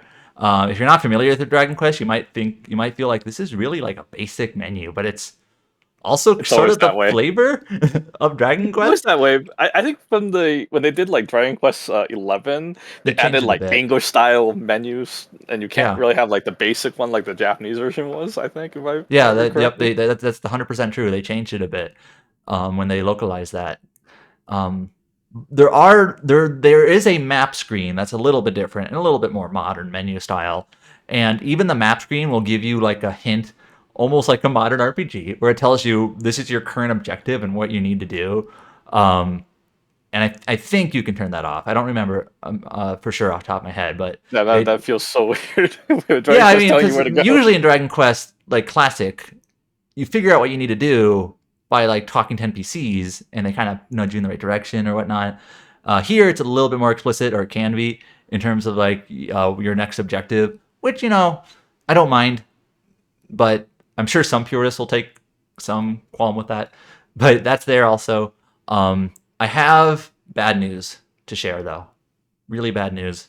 I can't believe I have to be the one to report this, but you can now zoom through ceilings. It's over. I know. It's not a real Dragon Quest. It's just breaking immersion. And you'll no longer It's the last straw. On the ceiling. So for people who don't know, zoom is a spell. It's basically like a fast travel teleport spell. You hit your head. Yeah, and then the in-world explanation, like a way they depict is like you're traveling up very fast through the world, and then teleport to like another place on the world. So like obviously like in world, like wouldn't you bump your head on a ceiling if you use that? It's like that's been long running joke, and they never usually let you use it indoors, and now they're letting you do it indoors. So yeah, there actually is a tutorial prompt that pops up that kind of winks at this. We're like, don't worry about using zoom indoors. You won't hit your head. Wait a minute. That's.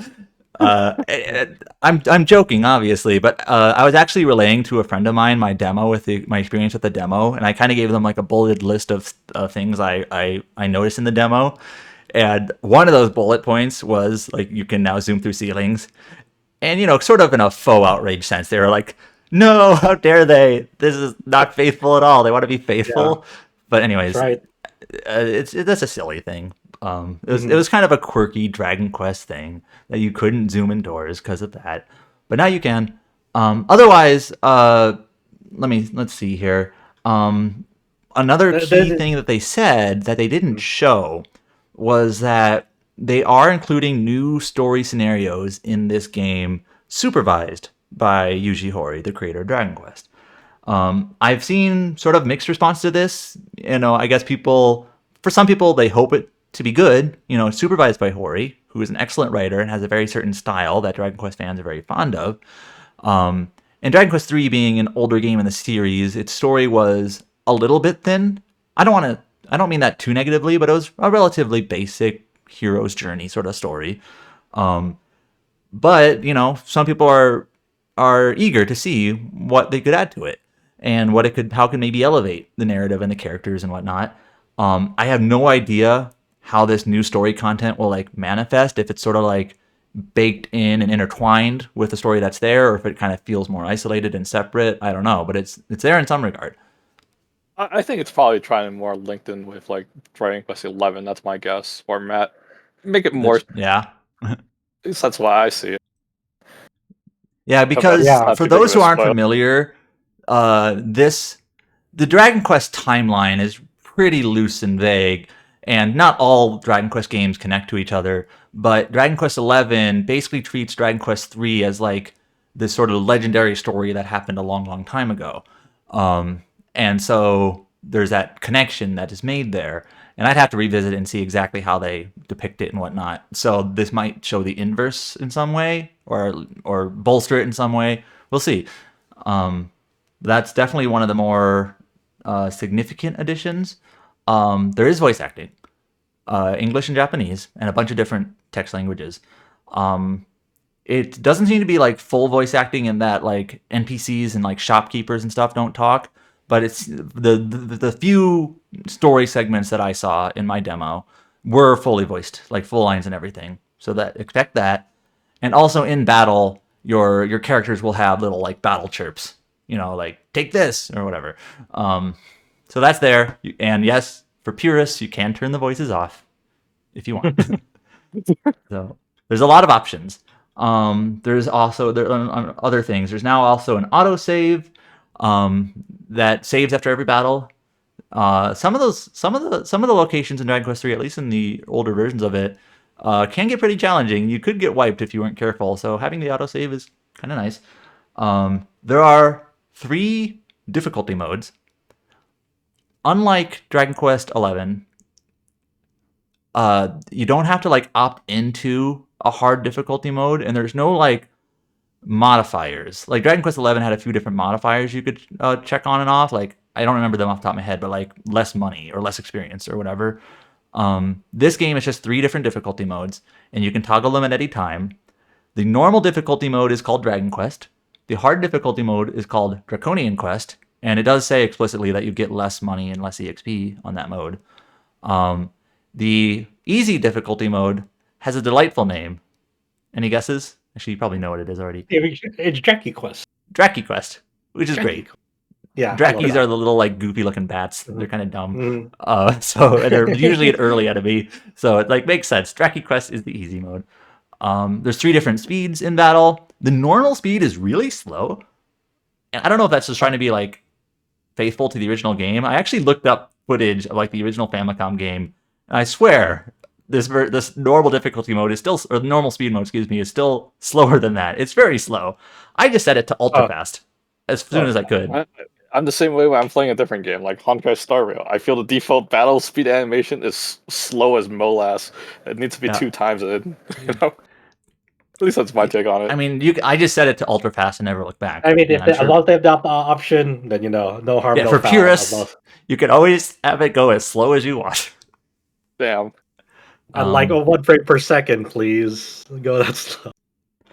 But I think I wouldn't say it's one of the more controversial changes, but obviously, unfortunately, with the unfortunate passing, Toriyama, when they showed off, the key art for this, it's very much in the style of like almost like Octopath Traveler, I'd say, the key visual. It's from the same artist, I think, if I believe. Yeah, I'm not sure it's like Naoki Ikushima or Mika Izuka, because I believe they were the 2 artists who contributed to the Octopath art. But it is very much in that style, and I believe Team Asano is working on this to some extent. I think it's going to be like a problem no matter what. I mean, if you hire imitation art, people's like, oh, it's not Toriyama. If you do something different, and people will still complain, it'll be like it's not Toriyama. So yeah, it's one of those things that's like I think it's better to just open up the Dragon Quest obviously art style to it's not like Toriyama has been doing has been the only one doing Dragon Quest art exclusively for years, like the cover art to Dragon Quest Treasures, for example, that wasn't Toriyama. But I think I like the art. I think it's a good style it's a good mix of like the Toriyama character design, in the Octopath Team Asano art style, And especially considering Toriyama's no longer with us, I think that's probably the best, decision is to basically take his design and do it in the Octopath Team Asano style. And yeah, I know there are other like imitation artists that do more, classic Toriyama style, Dragon Ball, Dragon Quest sort of art. Yeah. But I think for this release, for these two releases, also with Dragon Quest 1 and 2, I think this is a good compromise. I like it. I have nothing against it. Yeah, it's an interesting, like, it's also because it's a complete remake of these games too. So I think they're now Dragon Quest 12. If that had Team Asano art, that'd be weird. Like, well, I don't expect that. I'll be curious to see. I think they maybe mentioned that Toriyama may have designed some characters for that already. I don't know, but we'll see what happens with that. Yeah, Dragon Quest 12 is definitely going to be like the interesting focal point. But also, it's not just the main artist who's no longer with us. Obviously, Sugiyama also no longer with us. So, did you get any sense of like? I imagine like during this hands-on preview, there at least must have been some music. I don't know if you got a sense of like if it was like it sounded like just classic Dragon Quest 3 music, or if it was like rearranged. Okay, so in my quick demo session in a sort of crowded room, we had like headphones, but I couldn't tell you offhand was it fully orchestrated or not. I was actually just too busy focusing on like everything else I was looking at in the game, so, like to really pay attention too much to the like. Does this sound like MIDI or not? I believe in some of the previews they did mention like that they did get like a whole orchestra. Like the Tokyo Metropolitan Orchestra did record all the tracks from the original game for this release. Okay. Like I don't have any more details other than that, which they told us. And I couldn't tell you the quality of the music in the game. Like, yes, I listened to it, but there's so many other things I was focused on. Exactly. Yeah, it's like information overload, of course. Yeah. And obviously, I can't listen to it other than what they have on like the trailer right now. But anyways, so they said the Tokyo Metropolitan Orchestra did the music, and it's just classic Dragon Quest III music in a more orchestrated art style. I can't tell you about the quality of it right now, but we'll see when it comes out, I guess. Yeah, so I think go for it. Sorry, I was just saying, like with Sukiyama's passing, it was like, does that mean like they don't have like that really strict, crazy copyright with the music now? I would hope not. I know there's always some weird like very strict copyrights issues with like how you like streaming policy guidelines. The scuttlebutt was that Sugiyama didn't want to have fully orchestrated music in his games because he wanted that to be like exclusive to concerts. Like if you want orchestrated music, you actually literally have to come to it live. Now that's more rumor or gossip, really, but that was sort of the scuttlebutt anyway. So and here we are with the Tokyo Orchestra involved with this. Well, we'll see. I think it's really, really exciting that this year in November. It's gonna be. I'm really looking forward to it. I think Dragon Quest series is like one of the better entries, definitely one of the strongest entries in the Dragon Quest series. It's not Dragon Quest V, but Dragon Quest 3 is my personal favorite. 5 is my personal favorite. For those who aren't aware, Dragon Quest 3, like even still in Japan, like they do polls pretty regularly. It's either at the top or near the top almost all the time. Even it's always number 1 or number 2. It is the reason why like they had to like institute like I believe like a work laws around when a Dragon Quest release comes out. It was like because that was started by Dragon Quest 3. Pretty much a lot of people just fucking took off work. It's like it's Dragon Quest Day, baby. So they pretty much like make that a holiday now over there. So one last thing. I'm sorry. Yeah, we played the PlayStation 5 version, and there was some weird lag, like kind of like frame drops, significant frame drops. That I saw and other people noticed as well, like sometimes like transitioning in and out of areas or menus or whatnot on the overworld, and it's like, okay, I know this could possibly easily get polished up, or maybe not easily, but there's still time for like fine tuning and tweaking of performance and whatnot before it releases. And they were quick to tell us that this was like a pre-release build or whatnot. But that was something that we noticed was like it didn't perform as well as I would have expected it to. And I usually don't expect that issues with like a sprite-based game, even if it is as high quality as HD2D. In the PlayStation version, which is what we played, there was a performance mode and a graphics mode. That's weird. Yeah, it's sort of weird. I wouldn't expect it for this sort of game. Like Yeah. that's not too weird for like a 3D AAA action RPG or whatever. But for this, that's sort of weird. I And don't we'll think see any how of that the works. I don't think any of the HD 2D games on PlayStation 5 have had that before. Like I know Octopath 2 was just like the one mode, and Live Alive was also the one mode. Yeah, I don't know. It was, I don't know. Huh. I don't know. Yeah. It's sort of weird. I mentioned it in my preview. Like the Yeah. performance was a little bit choppy at times for some reason, and I hope they tune that up. Yeah. That's We just have a few more months for our okay. final optimization and whatnot. I have to assume it's going to get ironed out, but we'll see. And if if all else fails, PC will win. Once again, PC will save us. Solution to everything. Just buy a PC. It shouldn't be, but But yeah, I think I think Dragon Quest 3 will. I think it'll just the way it's structured and designed. I think it still holds up for modern audiences. I think the real curious point that they will address next year is like how will they remake Dragon Quest 1 and 2, because those are titles that are very. I think they'd be hard like to present as is in the modern day, because Dragon Quest 1 is pretty much it's a solo adventure. It's a very very basic RPG. It's very bland for modern standards. Not to say that like it's excellent. It was definitely excellent back in the day in terms of like getting like as a first RPG of its type to come out. Like it was very very cool. Um, but I wonder. I'm kind of in the boat that I prefer 1 over 2. I'm not sure if a lot of people are that way. I think a lot of people are in that boat, even though 1 does suffer from like it's very very vanilla and bland. By I today's think we said standards. this on a previous podcast, but 2 is kind of like pretty open without much direction, so you kind of Yeah. just wander. It's very easy to get lost, or even have any idea what you're supposed to be doing. So Like Dragon Quest 1 is not really like that. the big hit, like it's kind of weird to say, but like the big advancement with from 1 to 2 is like, hey, you have a full party now, and like you said, like the level design is very open. It's very, you're meant to wander in that game, and I think some of that will be alleviated by just giving you like a general prompt, like you said in your preview, about like, hey, this is your current objective. But even but the way that Dragon Quest 2 is designed and built is to have that wandering playstyle in mind, and because it's definitely a game where you can like go into a boss encounter and get fucking wiped because you didn't grind enough. Yeah. So I wonder what they'll do with Dragon Quest 2, because like I feel like I feel like if they just tweak numbers and like bump up like how you gain stats and experience, I feel like it's not enough. You have to do something more fundamental to that Mhm. game to remake it. But we'll see. Like and one of the things in Dragon Quest 3 as well that I forgot that we didn't mention is like they're adding a new class to that wasn't in Oh the yeah. original. Oh, They told yeah. us that there was a new class without much detail at the time.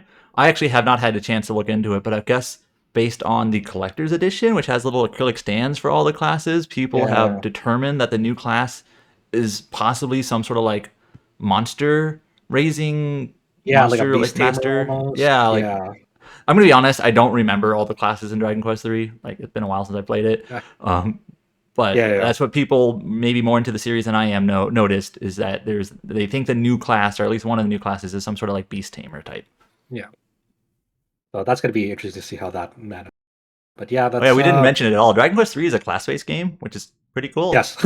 Yeah, that gives you a ton of Yes. flexibility in how you build your party. That was one of the major advancements from 2 to 3. Yes. It's like, oh, there's classes. Yes. Yeah. Yeah. But for people who are are concerns like, oh man, do I just have to do I just have to settle for 3 first and not 1 and 2 first? It's like you don't have to worry too much about like order of Dragon Quest games when you go into them. But chronologically, by the world building standards, it is from Dragon Quest 3, 1, and then 2. That's how it chronologically works in world. But just like Final Fantasy, it doesn't really matter which Dragon Quest game you start with and play, to be honest. This is a spoiler, but it's like a 30-year-old spoiler, so whatever. So when I played Dragon Quest 1, 2, and 3, I played them in order. And in Dragon Quest 1 and 2, they're always talking about the legend of Erdrick. And you are like sort of like living up to the hero, Erdrick, this legendary, mysterious, larger than life hero. And in Dragon Quest 3, how do I put this? it's kind of all over the marketing now. But if you start Dragon Quest III, like blind, you learn at the very end of Dragon Quest III that the game you just played is The Legend of Erdtree. Like, you didn't know that playing through the game because your character is given a different name, and it's at the very end you learn, we will call you Erdtree, legendary hero. And then I think the whole point is at that point, had you played 1 and 2, you're like, holy shit, that was The Legend of Erdtree. I just played it. I didn't even realize. Like, it's like you learn at the end, sort of like the twist, that's the legend that you heard about, and you just experienced it without even realizing it. But now it's kind of all over the marketing that this is Erdtree and whatever. But so they're spoiling it. But that was kind of the, I guess, the intent anyway. But so Dragon Quest III, playing it first, you're playing like the legendary hero, and then Dragon Quest 2 and 1 and 2 are basically like the successor heroes. Schmucks. No, just kidding. 2 other guys. Yeah. The one thing I want to know is, do you remember the graveyard in like Final Fantasy II? I think there was like a little grave that mentioned "Here lies Loto," like the Japanese name for Erdtree. Oh yeah. Oh yeah. I'm not sure. Do you think they would keep something like that? And I remember like the Dragon Quest, like back in those days, like they trolled them back, like there was like a gravestone for like the Warrior Light or some shit. I'm not sure. I wonder if there'll be developing and nods. I imagine, because usually the Dragon Quest developers are usually playful in that regards. Yeah, we'll see. But yeah, we have more to talk about, so we should probably move on. Yes, yeah, exactly. So well, yeah. So that's Dragon Quest III HD-2D Remake coming out later this year in November, and then the remakes from 1 and 2 coming next year. It's very, very exciting. So the next title we'll talk about is they announced a brand new Legend of Zelda. It is called The Legend of Zelda Echoes of Wisdom. But you're not playing Link in this one. You are playing Zelda, The Legend of Zelda. Damn, that joke does not work anymore. You know how like back then when you used to like play Legend of Zelda Link to the Past, and some random person sees you playing it and nobody's like, "Hey, is that Zelda?" Yeah, it's Zelda. Yep. Yep. This is coming September 26th for Switch. It is a very unconventional title. It is one of since you're playing Zelda, you're not a swordsman. You're more of a mage, and you are basically making things to get through the game and summoning creatures to do battle for you, or maybe lifting a rock with your magic and throwing it at creatures, and using like creating things like tables and stuff to basically create a path forward. Essentially, so it's actually almost a DIY type of game. To definitely feels more puzzly. I mean, Zelda is always puzzly, but even more so in a different way. Yeah. So I don't know if you guys got to check out this trailer and like just general, like, what are your initial impressions like on this reveal? I think it's like it's very, very charming. Smart. Oh, it's super charming. This might have been the best announcement of the Direct, to be honest.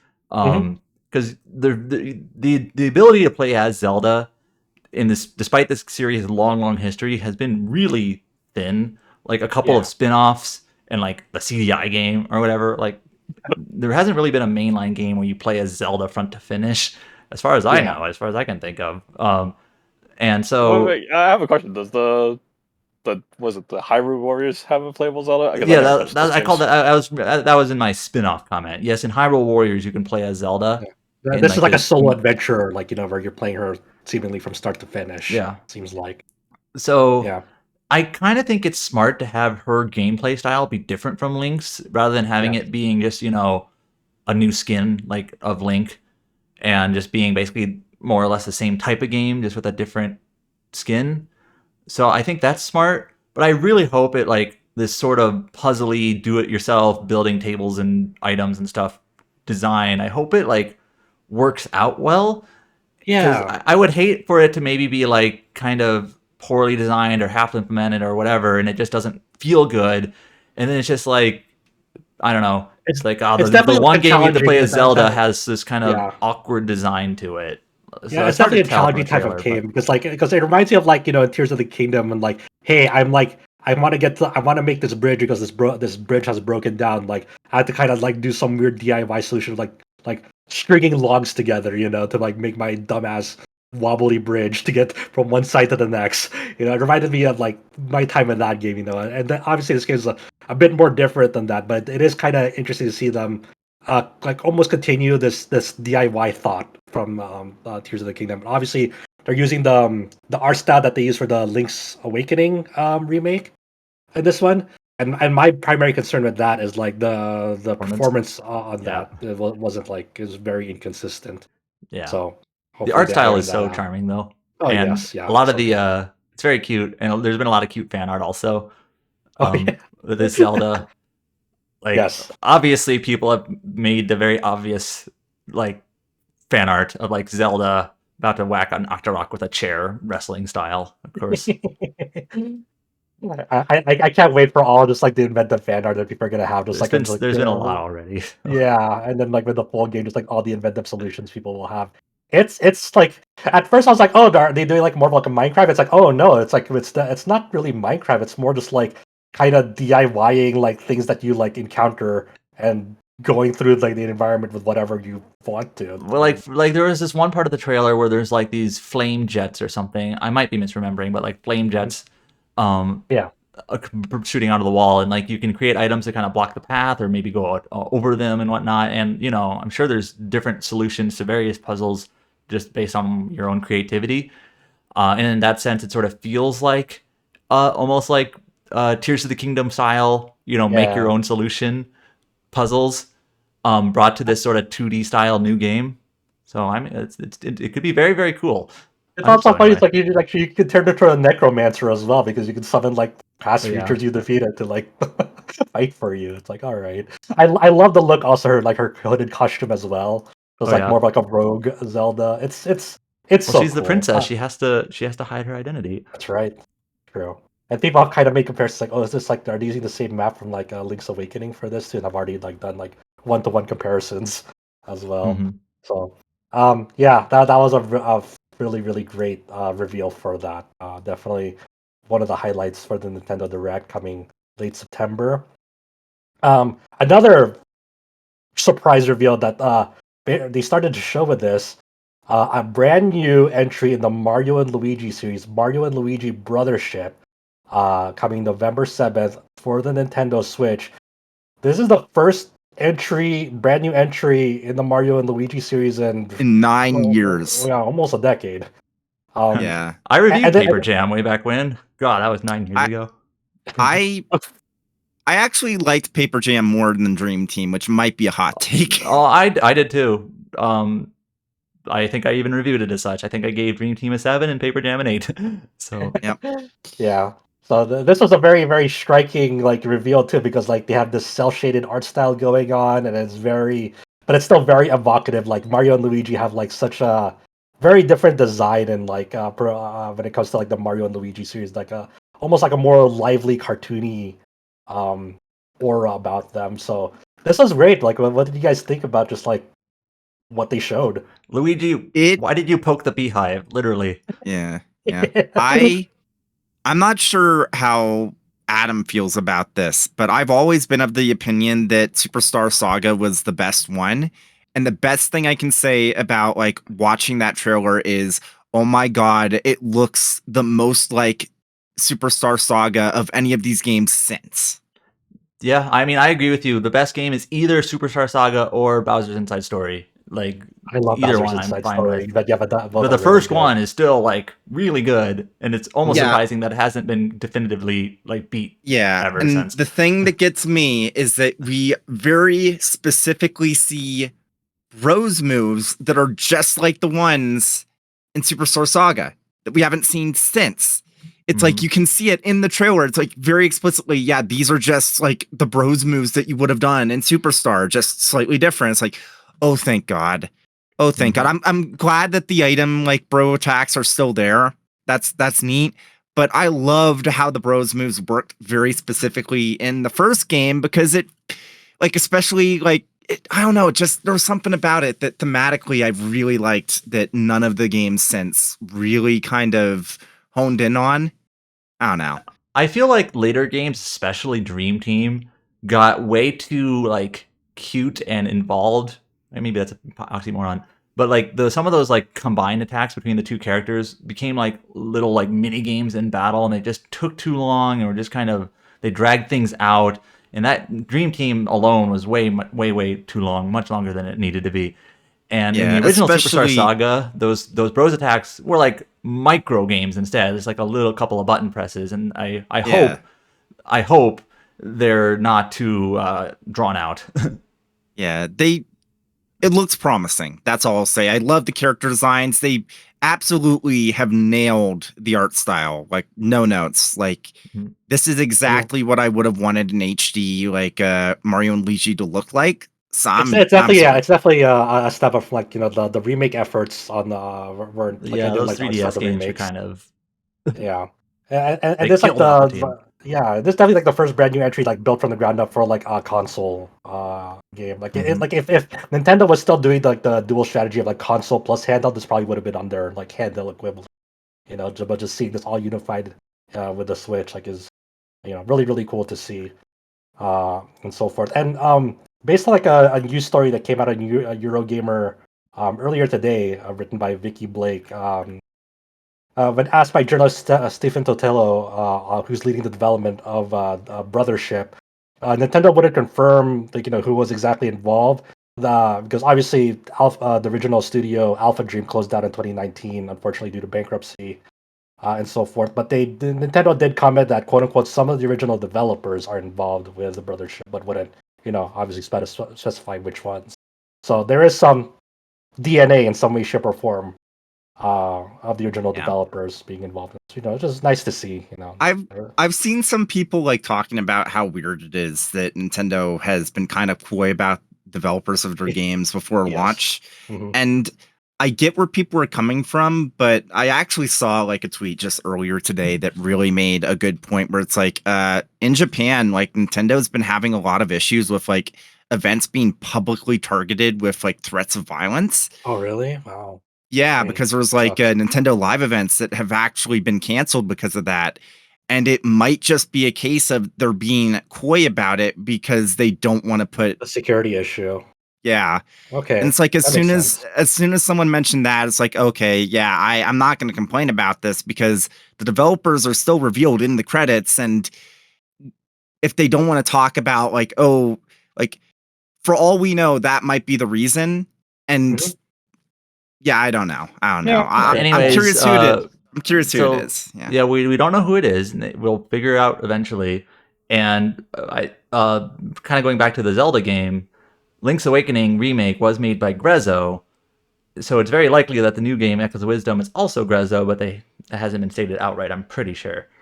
Yeah, I imagine it. Yeah, and it kind of harkens back to similar last to year's remake. Super Mario RPG was actually made by Art Piazza, which designed a lot of Dragon Quest sports. It's unfortunate maybe, but yeah, it's always nice to know who's actually developing these games.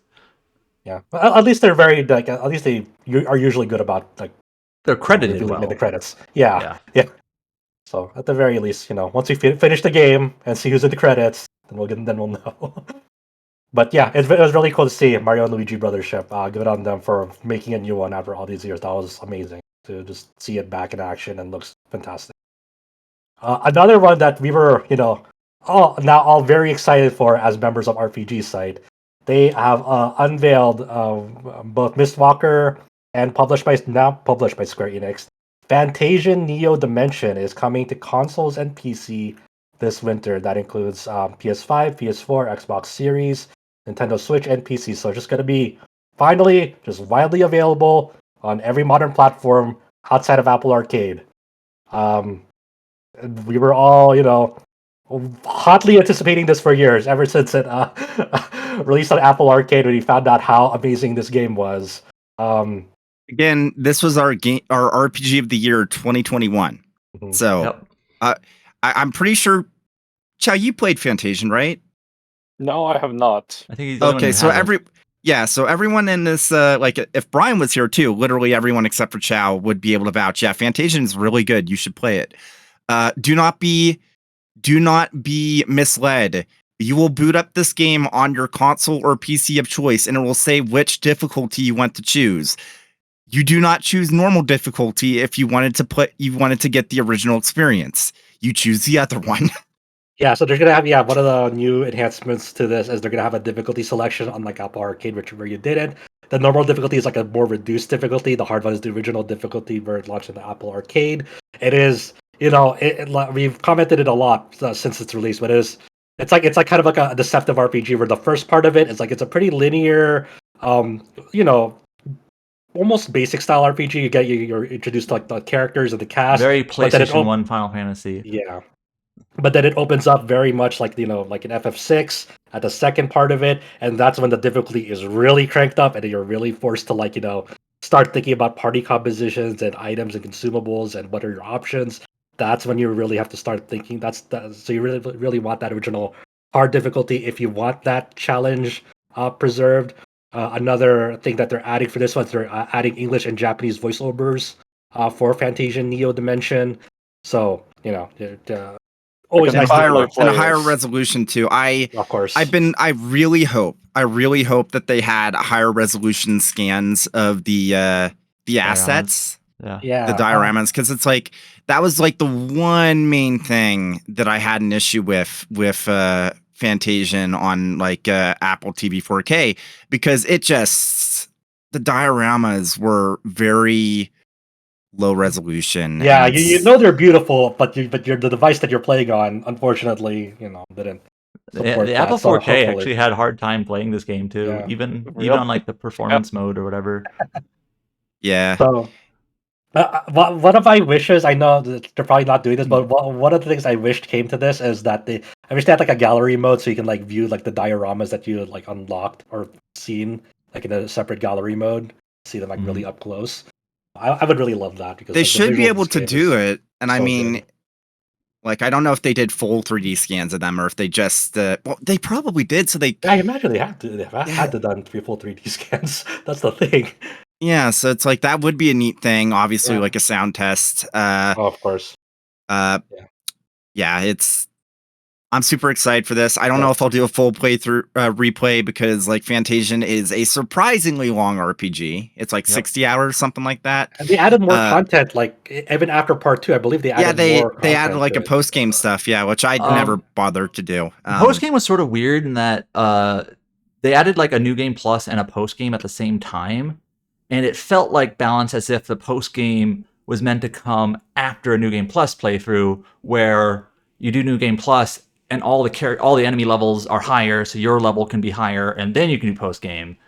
So it felt balanced in that way. It's like I don't want to play through this whole game a second time just to get to it's kind of like a weird thing of like, oh, they added like more post game stuff, and you go into it, it's like, oh, I'm getting like one shot. Yeah, the level jump from regular game to post game was huge, and that's what I mean. Like it felt like you're supposed to do a new game plus playthrough, and it's like, yeah, this game is like 70 hours, maybe not. Yeah, so congratulations to the Sakaguchi, the Mistwalker team, for finally getting this into the hands of many, many, many, many people soon.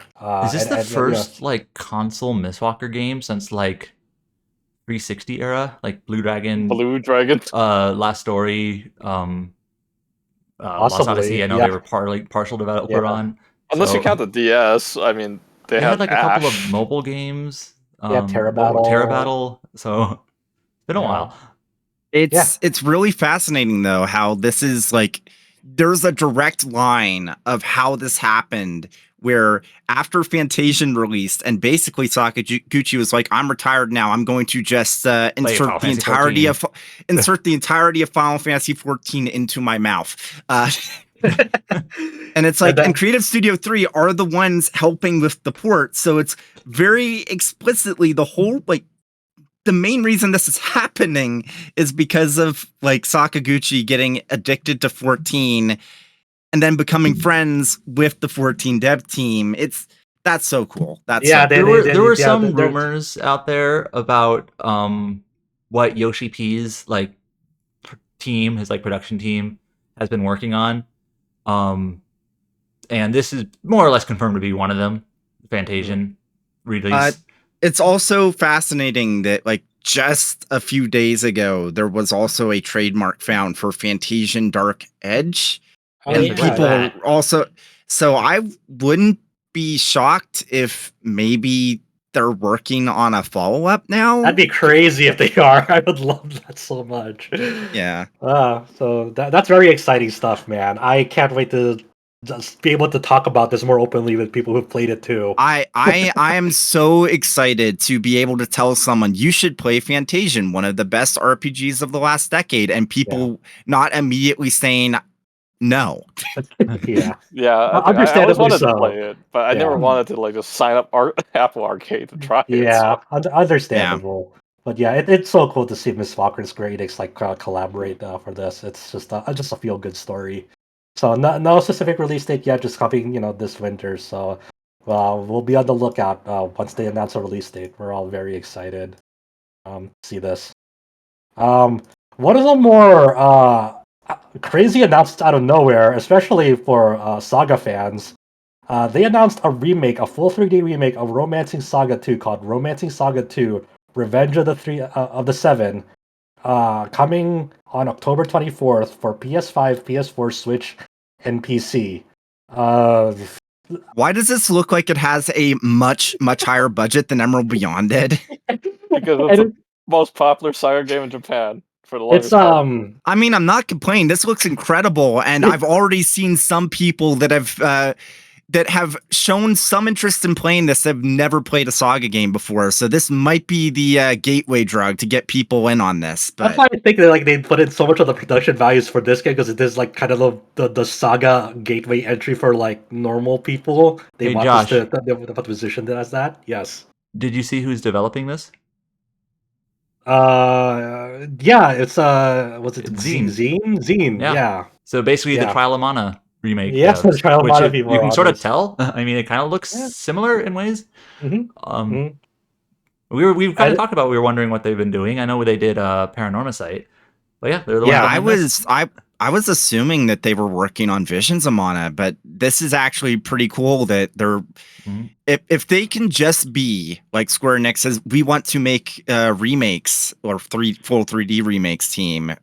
That I'm fine with that. This was so shocking because I was like I was ready for them to announce a Saga Frontier 2 remaster, and then all of a sudden they're like, "Hey, there's Romancing Saga 2 in 3D." I'm like, "What?" You know what's funny? I think there was like leaks and people saying, "Oh, there's a Saga 2 somewhere down the line." It's like, bullshit. It's probably Saga Frontier 2. They probably got it wrong. Yeah, so Romancing Saga 2. This shouldn't be surprising, but sometimes in our position we hear things about like what's going to be announced or not. Sometimes it's real, sometimes it's not. And we had heard that Square Enix was going to release a re-release of Romancing Saga 2.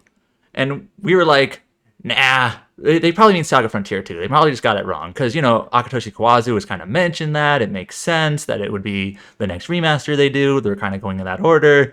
And it's like, nope, that leak was right. It was actually Romancing Saga 2. Like they were, anyways. So it's actually sort of interesting. So Romancing Saga 2, I've actually already seen some Saga neophytes, and I mean that affectionately, kind of misunderstand this. So Romancing Saga 2 has a pretty unique system in the game where you're not playing as just like a single character or a single party. You're playing as like multiple emperors of multiple parties over the course of 1,000 years, like generations after generations, in like this long drawn out war against these fallen 7 heroes, which is the subtitle of the game. And so this unique like generation system, how you transfer from era to era or whatever over these generations. Actually, no other Saga game does this. This is pretty unique to this game, and it's honestly really cool and really different. It's the most convoluted system in my opinion. It's very tricky. It might not be the easiest access point, but this game is ambitious, or at least the original Super Nintendo one is. Yeah, I'm wondering. I'm hoping actually that they do maybe polish it up a little bit so it's not so esoteric in terms of like how do you figure this thing out. Also, the game's magic system with that like Magic Academy is really weird. The original. I'm hoping they actually do kind of make that a little bit more intuitive, because you kind of have to follow a guide or at least do a lot of experimentation to figure out how the heck you actually work it, which is pretty normal for Saga. But anyways, my point is that like if this is an entry point for a lot of people into Saga, if they like how it looks, because it's definitely got great production values, it's actually a pretty unique entry. There's most SaGa games are not like this. I hope they stick with it because I think it's just a unique RPG in general. Like it's definitely unconventional, and like I swear to God, the best way to play this game, like almost any other SaGa game, is don't look up a guide, just play it your own way, and just play through it normally. Like don't look up anything. Figure it out. Just figure it out on your own. It's okay. There's multiple difficulty levels in this one too, so like don't be it's okay to like bump it down if you feel like you're being overwhelmed. That's why they were saying it's like the hard mode is basically classic NES difficulty. Yeah, that on the Steam page, yeah. And so one of the like newer things, obviously you're gonna learn new skills through glimmers. That's SaGa inherently, glimmers. Stop trying to make glimmer happen. I'm sorry, they say it, not me. I mean, they've been stuck with that for like 10 years now. I wish they just stick with sparking. But they have the timeline system in this one, and some of the battle footage and the screenshots that they have. So they do have, the original didn't have a timeline battle system. No, it was more round based. Yeah. And then this will have I don't know if it's full voiceovers, but it does have dual audio, Japanese. It is and full English voiceovers.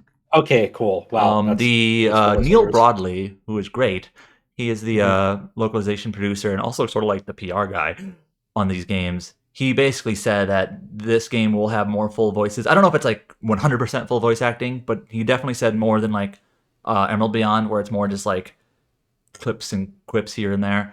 It's kind of weird because it definitely just solidifies Emerald Beyond is really just that new entry for SaGa sickos, and this is for the more front-facing audience of like, hey, if you want to try out SaGa, it's fucking cool, man. I'm so I'm in 10,000%. I'm in.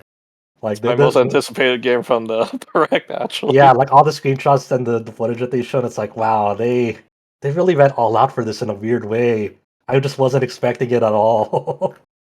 It caught me by surprise so much. So and even like the old characters, like was it the legacy characters? There was I think there was like double genders of like certain characters that used to have like only just a male version. Now there's like a female version as well. If I remembered from what they were showing. But what can we say? Yeah. So that's coming this October, near the end of the month of October. So if you're you know what's the funniest thing though? They did not show the last Empress or the last Emperor or whatever. It's like that's kept very secret. Well, in the original game, I'm going to spoil the original game. You designed your Emperor character. It's actually sort of funny. You design your character, and then it just throws you into the game with someone else. Like, who's this guy? That's not the person I made. Because the character you designed is the last Emperor, like the last generation, basically the end of the game. So we'll see how they do that here. Very cool. Very cool. That was nice to see. Very cool surprise screen. The next one that we have up is we have a new RPG, strategy RPG from MediaVision, along with 2KO Games.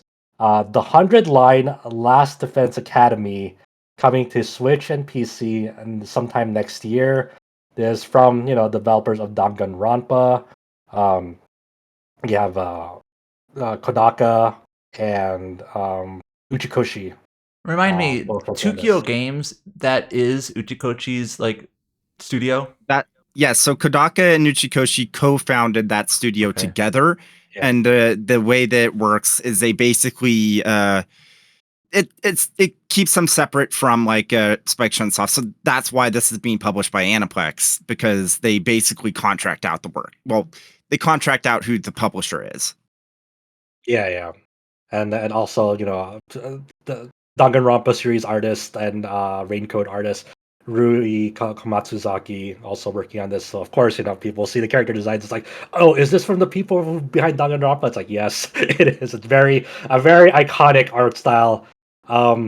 It's kind of a weird trailer because it's kind of, you're basically holding out this academy from oncoming invaders for 100 days, and the battles are the very brief gameplay footage they showed off in the announcement is it's very much a strategy RPG against these incoming waves on this academy. Yeah, I'm interested to see how it plays because I like tactical RPGs and I like Uchikoshi games. So it's thank God this is a day and date on PC. I never ended up finishing Raincode because holy shit, Switch.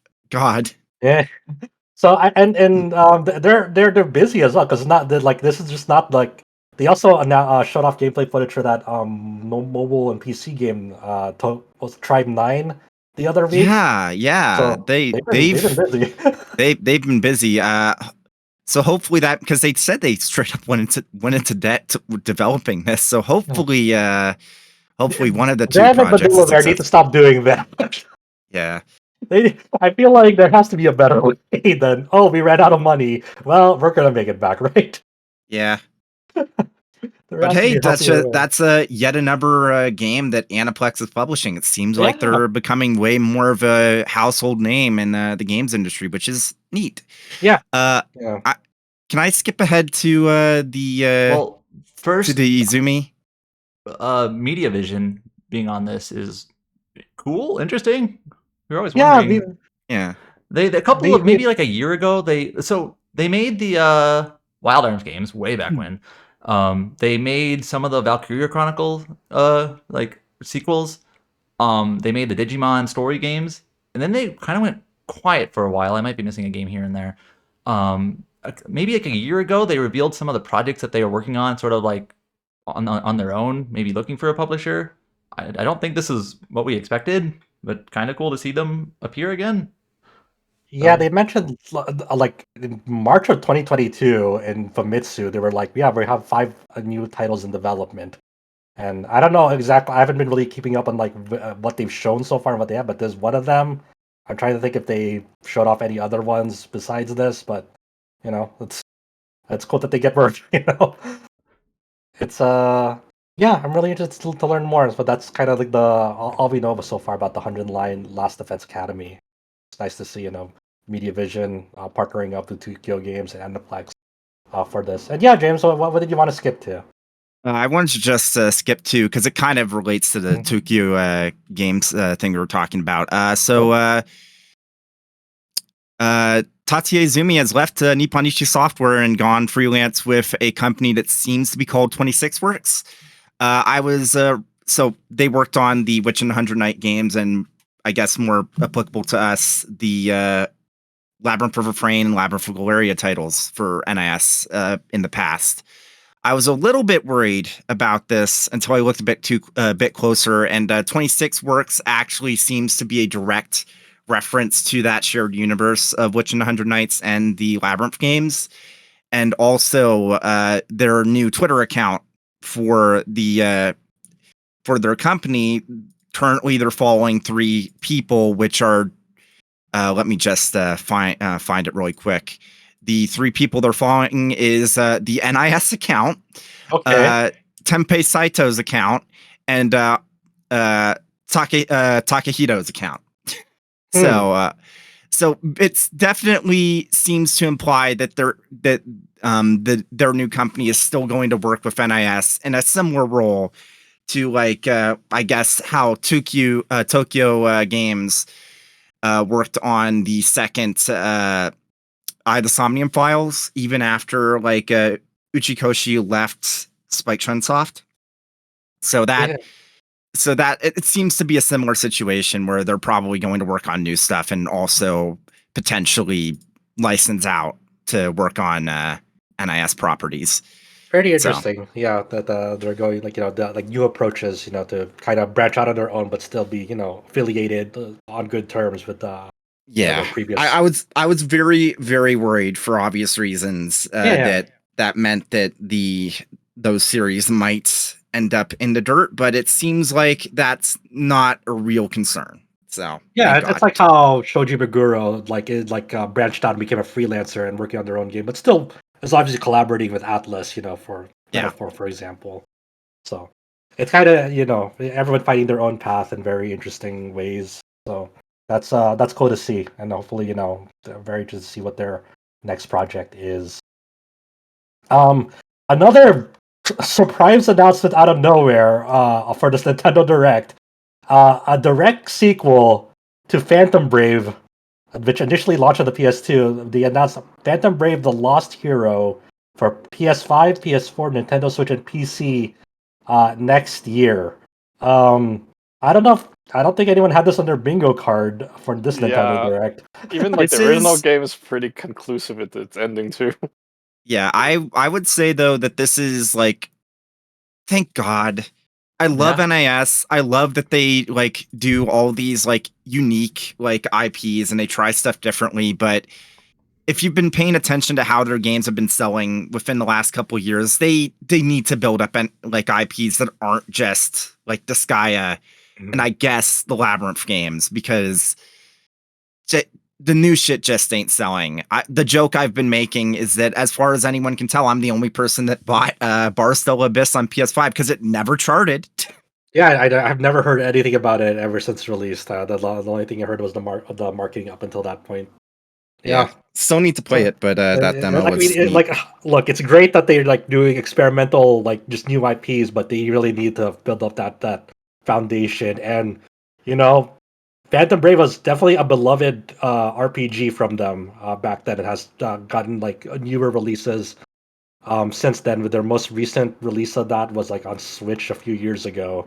Yeah, and one thing that's really interesting that hasn't really been talked about too much about this is that this is a day and date worldwide release. This is like, yeah, Except for it is Steam. like except for Steam. Oh. That is still a bit weird because the NIS America page says the Steam version is coming later, but the NIS Japan page doesn't say that.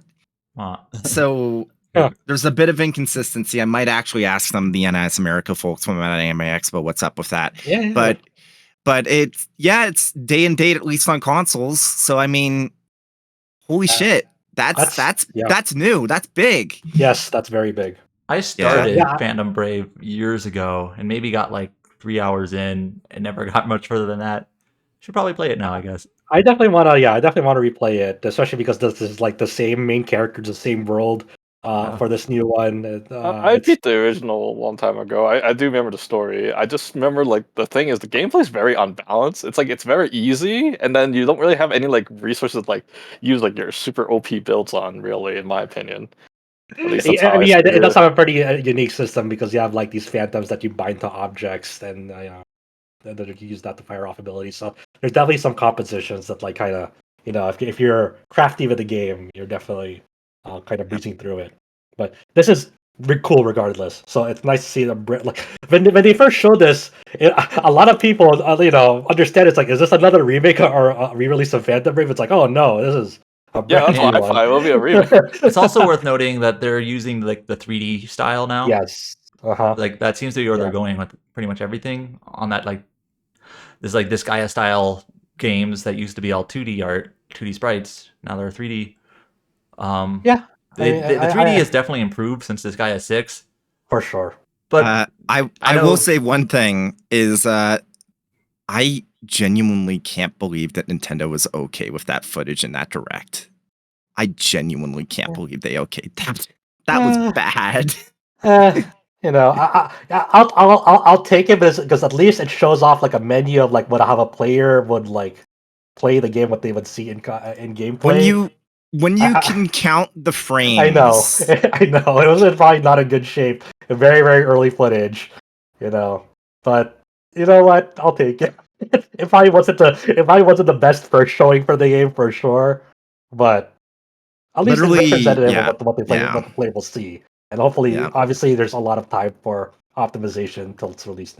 It's coming out in 2025, so obviously the Switch 2 version will be just fine. Yes, obviously. This is just the Switch 1 version. The Switch 2 version, though, it's going to be fire and not on fire like this first look at it.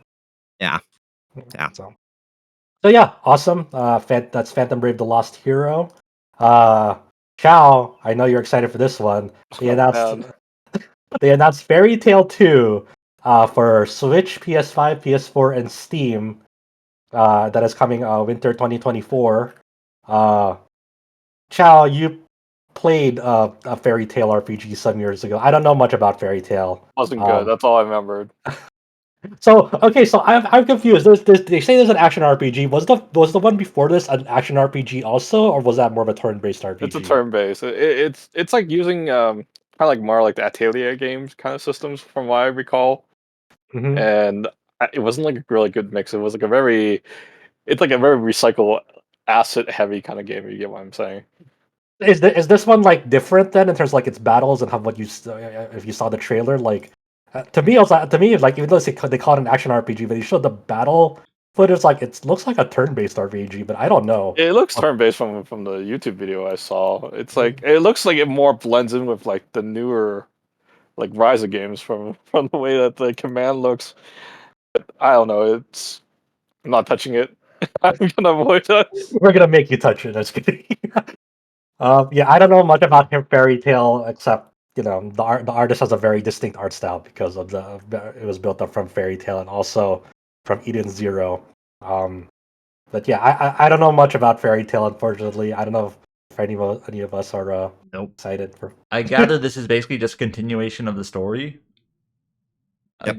Yes. So Yeah, but since we're on the topic of the Fairy Tail artist, Are we talking about that marvelous thing? no, not Farmagia. Well, I mean, they do show off Farmagia. That's not really in our wheelhouse because it's more of an action game. It's sort of looks kind of like more like Overlord or Pinkman in that regard. It kind of looks a little interesting because it kind of has that. I think we could argue for covering it if we really wanted to. Yeah, for sure. If anyone really wants to like cover like a review or branching path for it, I'm sure more than happy for them to accommodate for that. But the one I really wanted to talk about was just like a few hours ago from Gamatsu, reporting that the Eden Zero console game by Konami is apparently still in development. In the latest issue of Shonen Sunday, according from them, they did reveal some details, very few details about it, but we haven't heard anything about this Eden Zero third-person action RPG since Tokyo Game Show 2020.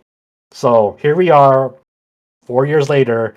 The new info that we got since that Tokyo Game Show years ago was, you can relive the original story. You fight in aversive battles. It's a 3D action RPG. You can go on an adventure across various planets, and you can explore an open world Blue Garden. And apparently, some of the screenshots of the magazine had like the Xbox buttons, basically. So even though they haven't shown haven't announced what systems this will be for, it will either be on Xbox Series or that's the PC version that they're showing off with Xbox buttons. So it's also worth noting that this game was announced in 2020, so quite a while ago, almost 4 years. Yeah. Alongside a mobile game that is since released and shut down. I missed that, I guess. So, or at least the Western version is shut down. I don't know about a Japanese version, but yeah, I don't know. I'm actually on the English Eden Zero website right now, which is for the whole property, like manga, anime, everything. The game page on the Eden Zero English website does not mention the console game at all. Great. Yeah. I mean, it's according to Kibatsu's reporting, it is still, and Shonen Sunday, it is still alive, and maybe we'll see it. Maybe it'll come out before the Suikoden 1 and 2 HD remasters. We don't know. Who can say, really? It is a black box in there in Konami besides Metal Gear Solid Delta.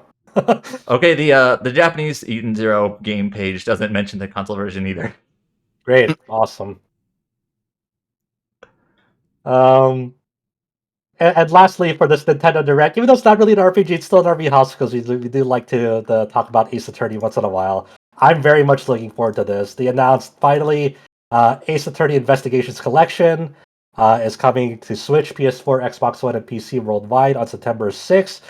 This will have the Miles Edgeworth games, the Ace Attorney Investigations for them, but the most importantly, finally an official English localization and release for Ace Attorney Investigations 2, Prosecutor's Gambit, which is the second Miles Edgeworth game that came out years ago, but only in Japan. I didn't play the fan translation of that. I do know they did get a fan translation patch years ago. Yeah, I think people are just kind of complaining. It's like, oh, those puns are gone now. It's like, oh man, it's like, are we having this debate again? I mean, yeah, obviously they were always going to be different, and yes. I wouldn't be shocked if with the official translation they specifically tried to avoid using the same puns because of they don't want to be mistaken for the fan translation. I would not be shocked if there was something like that there. More. The one thing I want to say about this, besides the fact that's awesome, we're finally getting Investigations 2. This is the last one. This is the last games they can remaster. We can finally get a new one, hopefully. No, maybe. I said that to my friends, and my friends like, "How about Latent and Ace Attorney, dude? The Latent Ace Attorney crossover we forgot game." about those things. So I'm like, well, shit, you're right. they're like anything but a new Ace Attorney. But yeah, in terms of like just Ace Attorney alone, yes, there's the after this release, they have no more Ace Attorney only games they can fall on to re-release. It's really to make 7 now at this point. It's really cool. They have like new HD sprites for the exploration mode in these games, but you can switch back to the original pixel art if you want at any time, which is really, really cool. Yeah, I don't think I'd ever switch back to the pixel art because the actual like new art is so good. But I'm glad it's an option. Yeah. So I mean, props to Capcom for just fucking killing it on just like getting all the Ace Attorney games on all the modern platforms in a pretty timely manner. So it's really, really cool to see. You know what they should do now that they have presumably a team working like a porting team that needs other titles to port. They should start porting the older Monster Hunter titles to modern platforms. Dude, I really want it so bad. I don't know how they do it, but I really want it so bad.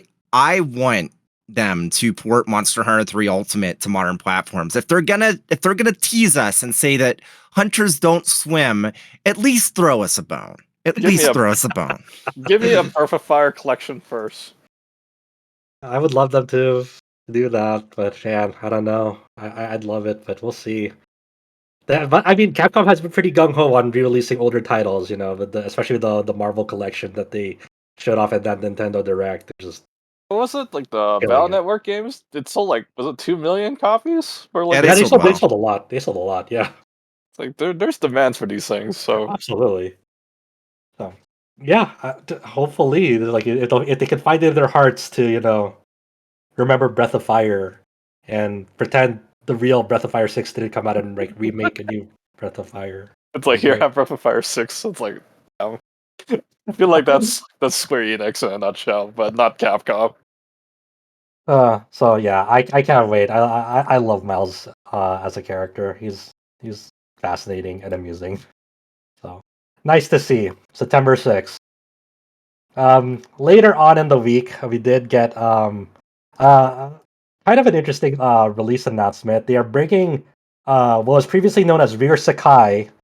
You did play this originally when it came to Japan, Zhao. Yeah, it is receiving a Western release on August 16 under a new name. The new name is Elrentaros Wanderings. Zhao, is this a good Western name for Rear Sekai? Not really.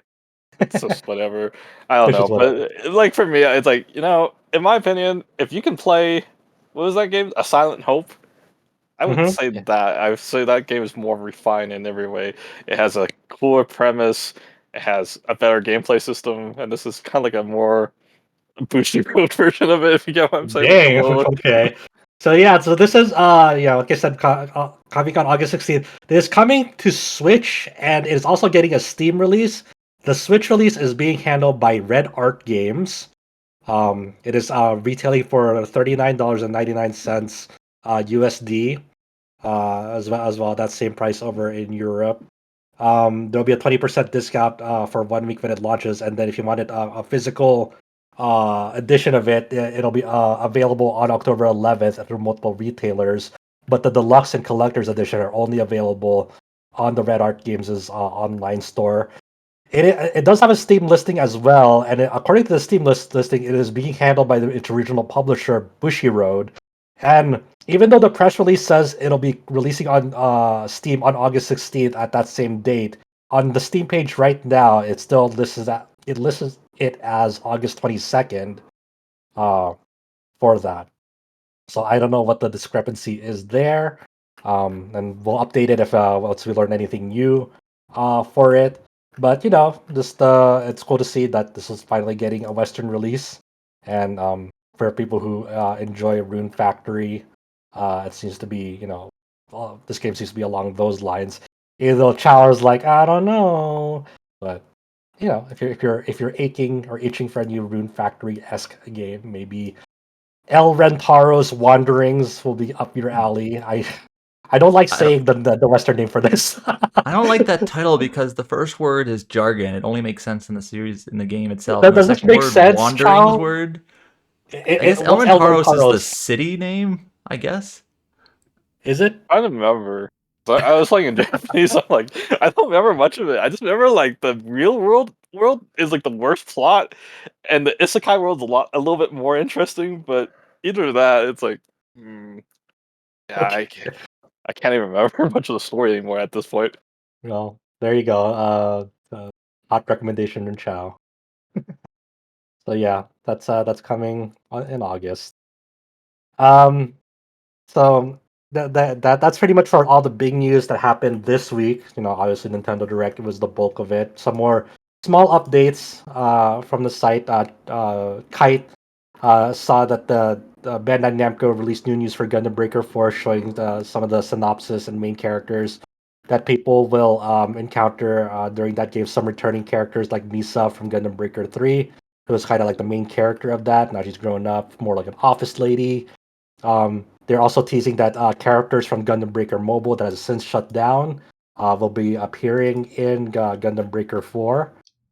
There's also going to be like a live stream of new news for it in Japan coming in July 2nd. And it'll be Gundam Breaker 4 will be playable at Anime Expo as well. So for people who are going and want to check that game out, it'll be there. We have some sales updates. Monster Hunter Stories 2 Wings of Ruin has surpassed 2 million units. So, multi-million unit seller right here. Another one for Capcom, another success story. I am very excited for the inevitable Story 3 because it feels like that's going to happen sooner than later. Mm-hmm. Feels like it, yeah. Yeah. And then it'll see some boosts as well because this recently got was ported PlayStation to 4, PlayStation. Yeah. That'll get furthermore. They've also got that like bundle you can buy for the remaster of the first one in addition to 2. I believe you can even get that on Steam. So okay, nice. Yeah, that's cool. Another sales update here. This is an interesting one. So the Shin Megami Tensei V series, which consists of the base vanilla version of SNT5 and then newly released Vengeance, it has surpassed 1.6 million units. And the story, here is that that's the units combined. But SMT5 Vengeance alone has sold 500K in 3 days since its launch.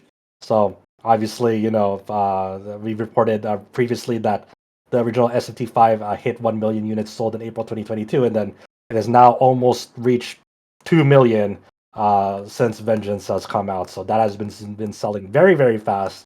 And I have to imagine it's a success story in Atlas's books with this Vengeance release. Just it almost easily reaching 500,000 within just several days, and it'll only just climb more as word of mouth, and and as sales for that come out as well, or discounts rather.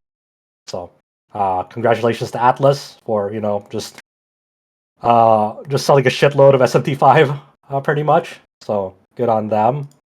This is a big Atlas year. Yeah, it is. They keep winning. Yeah, because they also, I remember when Persona 3 Reload came out, they said that was like the fastest selling Atlas game ever. I forgot the exact, like it was the fastest like one to sell to reach 1 million, I believe. And Metaphor is only a few months away. Yep. So that'll be interesting. Surprise shadow drop, not from Square Enix this week. Bandai Namco that'll be next week. Bandai Namco is like, hey, we want to shadow drop something too and not tell anyone. And I was like, okay. They have released Baten Kaitos 1 and 2 HD Remaster. It is now available on Steam as of June 17th. It was basically out of nowhere. They did not tell anyone this was happening. The only indication that they were going to do it was they released a tweet on their social media account saying, "Hey, we're doing a Baten Kaitos 1 and 2 HD Remaster stream before the announcement of the Steam, and we're gonna be handing out codes." And everyone's like, "Oh, okay." And then like a few minutes before that live stream happened, they announced that, "Hey, it's available on Steam now." It's like, okay. So we've talked about this when it originally released on Switch in September last year. Some of the It wasn't a guarantee that this could happen because Nintendo did publish the original version on GameCube. So like it was sort of hard to say like who had control. Now, I'm not saying it was impossible, but it was not a guarantee. Right. But yeah, I think Baten Kaitos 2, which is Origins, especially is like an excellent game. And the original game has one of the best twists ever. I think both these games are worth playing, and I will play this eventually. But Jesus Christ, so many games are releasing. Yeah, so this is up on Steam. It is MSRP is $50, but it is $5 off till July 1st. Early reviews and impressions of people who bought this release seems to be that the PC port is solid. It supports high frame rates. Obviously, the one of the pain points that was also in the Switch version was it's only Japanese dub, only Japanese voices. Does have the original English voices in it. I've been looking at some of the Steam reviews, which there aren't many because it seems like this is there's a reason why Valve doesn't like people shadow dropping games, and this is a very good example why. Apparently, one of the problems with the port is that even though it has like keyword binding, it doesn't change what the button icons are given in the UI, and by default, it bases it off of the Switch's controller. So that will confuse the shit out of Xbox players. Yes, exactly. Ironically enough, I wouldn't have a problem because the controller I use for PC is the 8BitDo Ultimate Pro controller, so it uses the Switch's like button prompts. So I'm used to like was it like Switch button presses because that's what I grew up with. It's like every time I see like fucking Xbox prompts, I like turn that shit off. That confuses me. It's like was it? I think it was like Trails of Azure. There's like the shooting rail mini game where you're riding a coaster, and those button prompts like just confuse the shit out of me. Change it to the PlayStation or Nintendo. It's like instant cleared. But yeah. Someone made a good point in one of the Steam reviews. It's like June 2024 alone for JRPG fans. They got all the Kingdom Hearts, SMT5 Vengeance, then the Elden Ring DLC. Then you have this, your shadow dropping as well. So it's like, and then the first week of July is Trails Through Daybreak. Yeah, which we'll have to once again. Don't forget Dawn Trail. Just 3 days. Oh god, yes. Yep. Oh god, yes. I've been trying not to think about it because I'm almost done with that Destiny 2 raid. I am almost free. I am almost free. On the last encounter, literally right after this, I'm hopping into raid and we're gonna get that raid jacket. But yeah. Good luck. So yeah, just This is a 2 stack of a year. Do you think 2025 will top this? Yes, it's the Switch 2 launch year. Of course it will. Yeah. There's probably there's probably a good chance, maybe we'll get a new Monolith Soft game next year for that stuff. Yeah, maybe Monolith Soft. Maybe Kingdom Hearts 4. Who knows? Yeah, who knows? Yeah, it's I think we just need to accept that this is the new normal for RPGs, and it's only going to get worse because like 2 years in a row, Game of the Year was a hardcore RPG. That's what's going to get funded now. So moving on, we did earlier this week we got the final DLC for Fate Samurai Remnant with Records Fragment, Bailong, and the Crimson Demon. We have come full circle on this Omega Force developed game. They have added Three Kingdoms hero Zhao Yun as the servant in Fate with this DLC.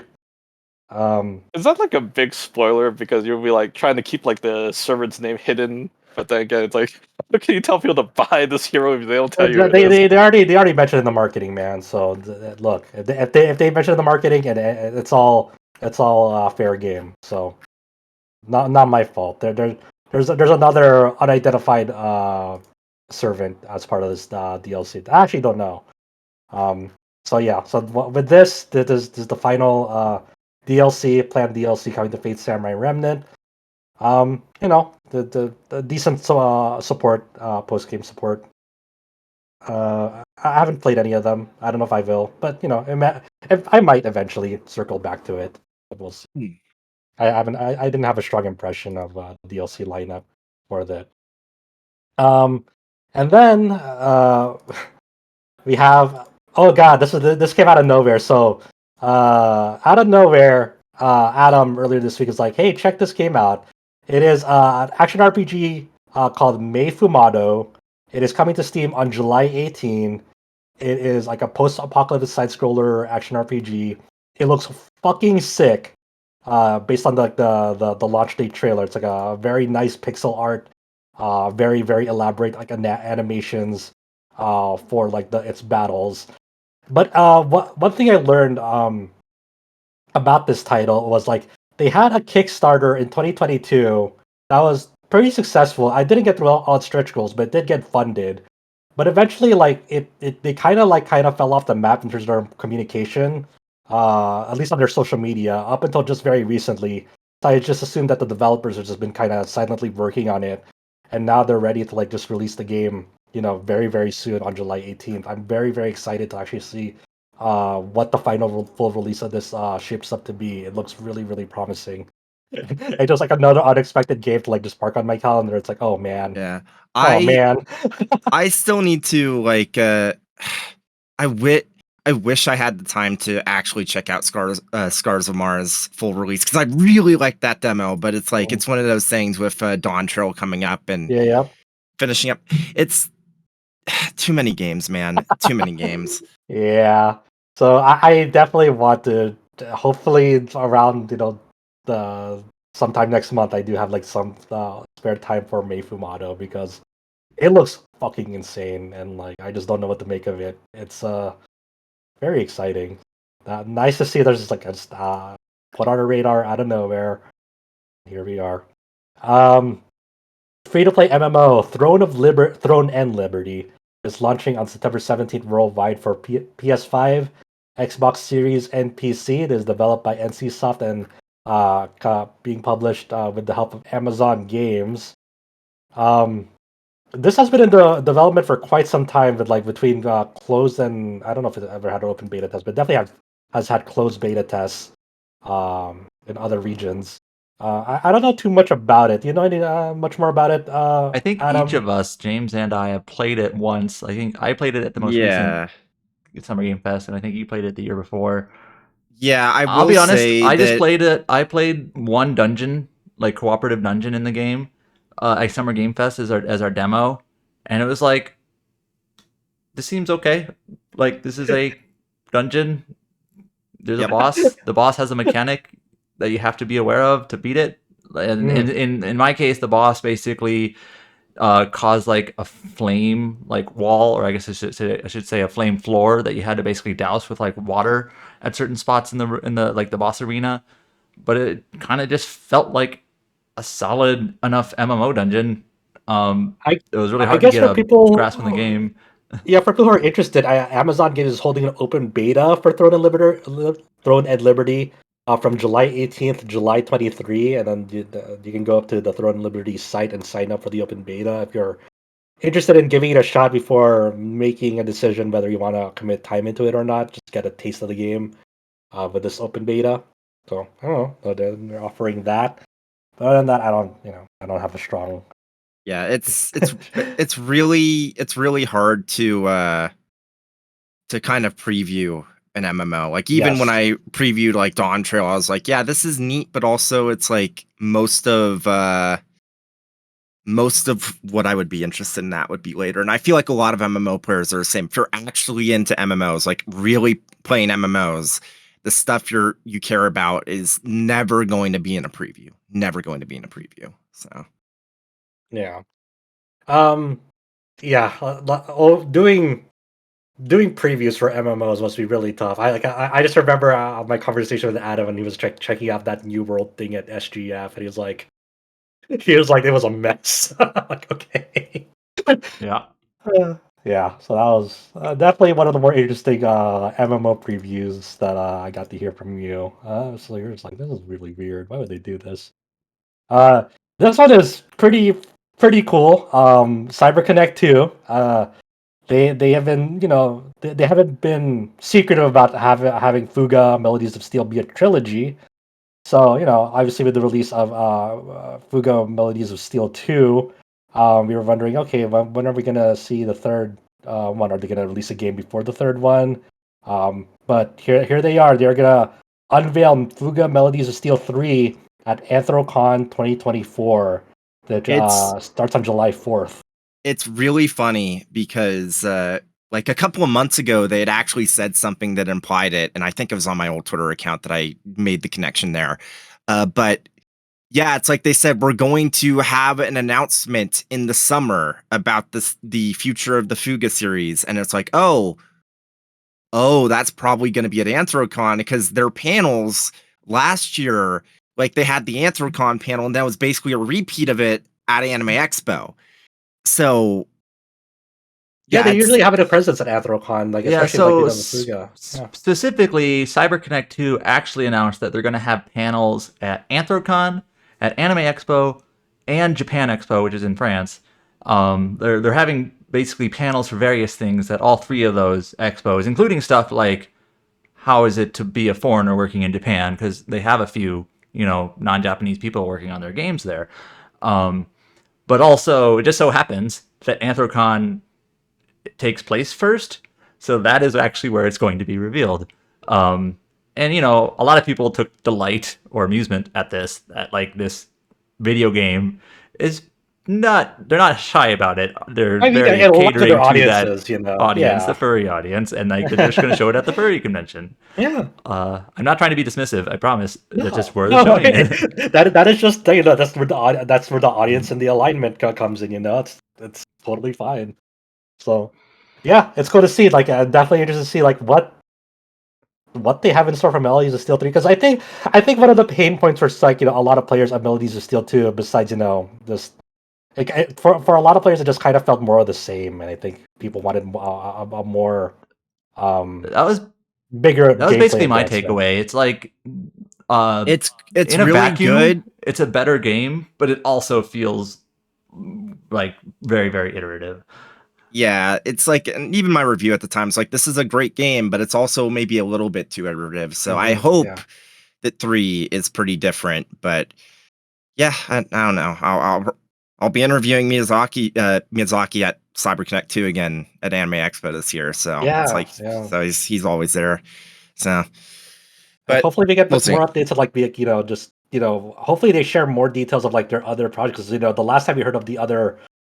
They said was it the Trilogy of Vengeance or something like that? I believe when I interviewed him last year, he outright said, yeah, it'll come after they're finished with all the Fuga stuff. So I think it's probably going.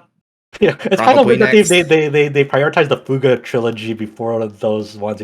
Well, it makes perfect sense when you realize that Matsuyama is a hard F furry. So yeah, that's true. So yeah, I forgot what else CyberConnect 2 has been working on besides this. They did that Demon Slayer game a couple of DLC for Dragon Ball Kakarot. Oh yeah, I forgot that was from them. Yeah. So yeah, I mean so maybe we'll see more of Fuga Melodies of Steel 3 very, very shortly. Yep. See what that game's shaping up to be. But that is the end of our podcast this week. End of our episode. That is all the news. The next things to really be, I guess, looking forward to is the Anime Expo, I believe. That's kind of the next big event coming. We'll probably hear more of. Obviously, one of the big highlights of that event is the East America's presence of what they have to show the East 10 Nordics. And Chosen to Daybreak. Yeah, Chosen to Daybreak. And they've already teased some sort of announcement. It's pretty obvious what it's going to be, but we'll see. We'll see. Yeah, we have Access Games. They have their yearly panel Spike Chunsoft. Bandai Namco already announced that they have a summer showcase as well. I just remember last year Bandai Namco's panel, everyone was like, "Please announce Scarlet Nexus 2, please!" That's and then they right, announced Jujutsu Kaisen, and that game And- has like one of the lowest Metacritic scores of recent memory. Oops. That game did so poorly that I'm pretty sure that at least partially led to Bandai Namco saying we're going to make fewer but Yeah, more we higher need to budget shape games. up our games. So we'll see what they have. Like I think what the big hope people have coming into the summer showcase is Ace Combat 8 announcement. Well, we'll see.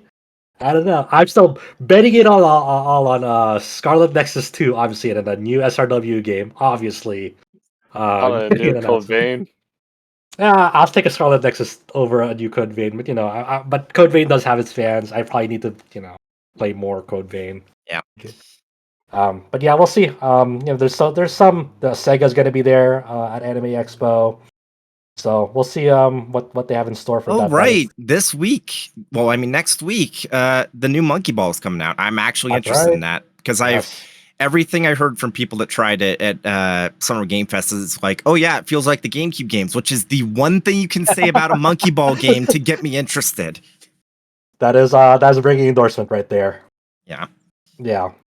So coming up this week in terms of like, I guess the RPG adjacent things. Dawn We Trail, Yes. Wait, what's Dawn Trail early access? the 28th. It will literally next podcast. I Oh, will be yeah. I will be playing Dawn Trail while That's also right. talking about Dawn Trail because I'm not logging out. Yeah. Yeah. Once you get it, you better hold on for dear life. That's what Yeah. we learned last time. Yep. I'm sure we Yep. don't have to camp like 4 hours to log in. You Don't can't say log- that. Oh, Don't say no. that. Oh no. You have brought it into the world, Chow, Chow. if we get cues, I'm blaming you. That's it. Chow's like, it could never happen again, right? Yeah. Also, the English release of Tsukihime, A Piece of Blue Glass Moon, will be out of the Man. back. So excited. So yes. excited. I'm excited, but I'm waiting for the PC version. It's gonna Hopefully- happen. It's gonna happen. hopefully, I hope so. Mihoyo did well enough on PC that's not a matter of if, but when. So I'll wait for the PC version.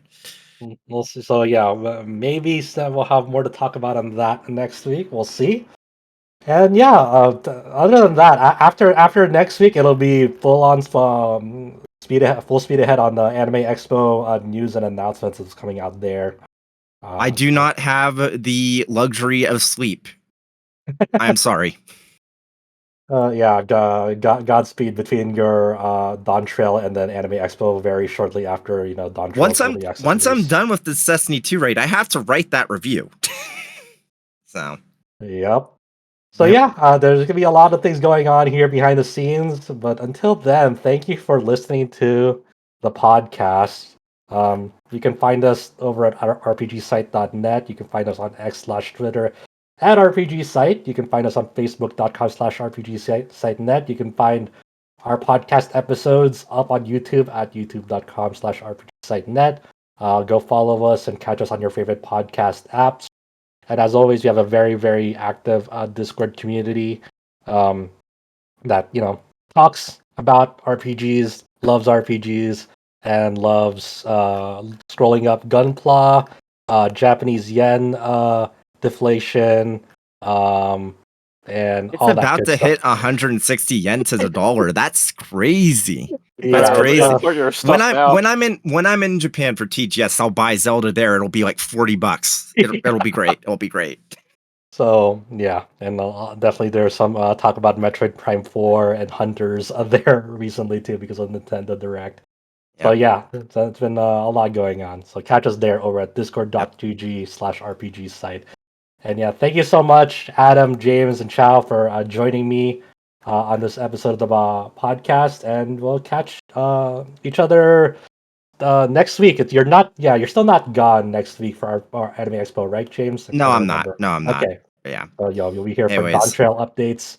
Yep. And Destiny 2, tell us how the raid went. Yep. And all that good stuff. So yeah, and then I think we'll have Brian back next week as well. We'll see. All right. So Later, thank you. everyone. So yeah, thank you. Have a great day, everyone. Be safe wherever you're at in the world, and we'll hear from you next time.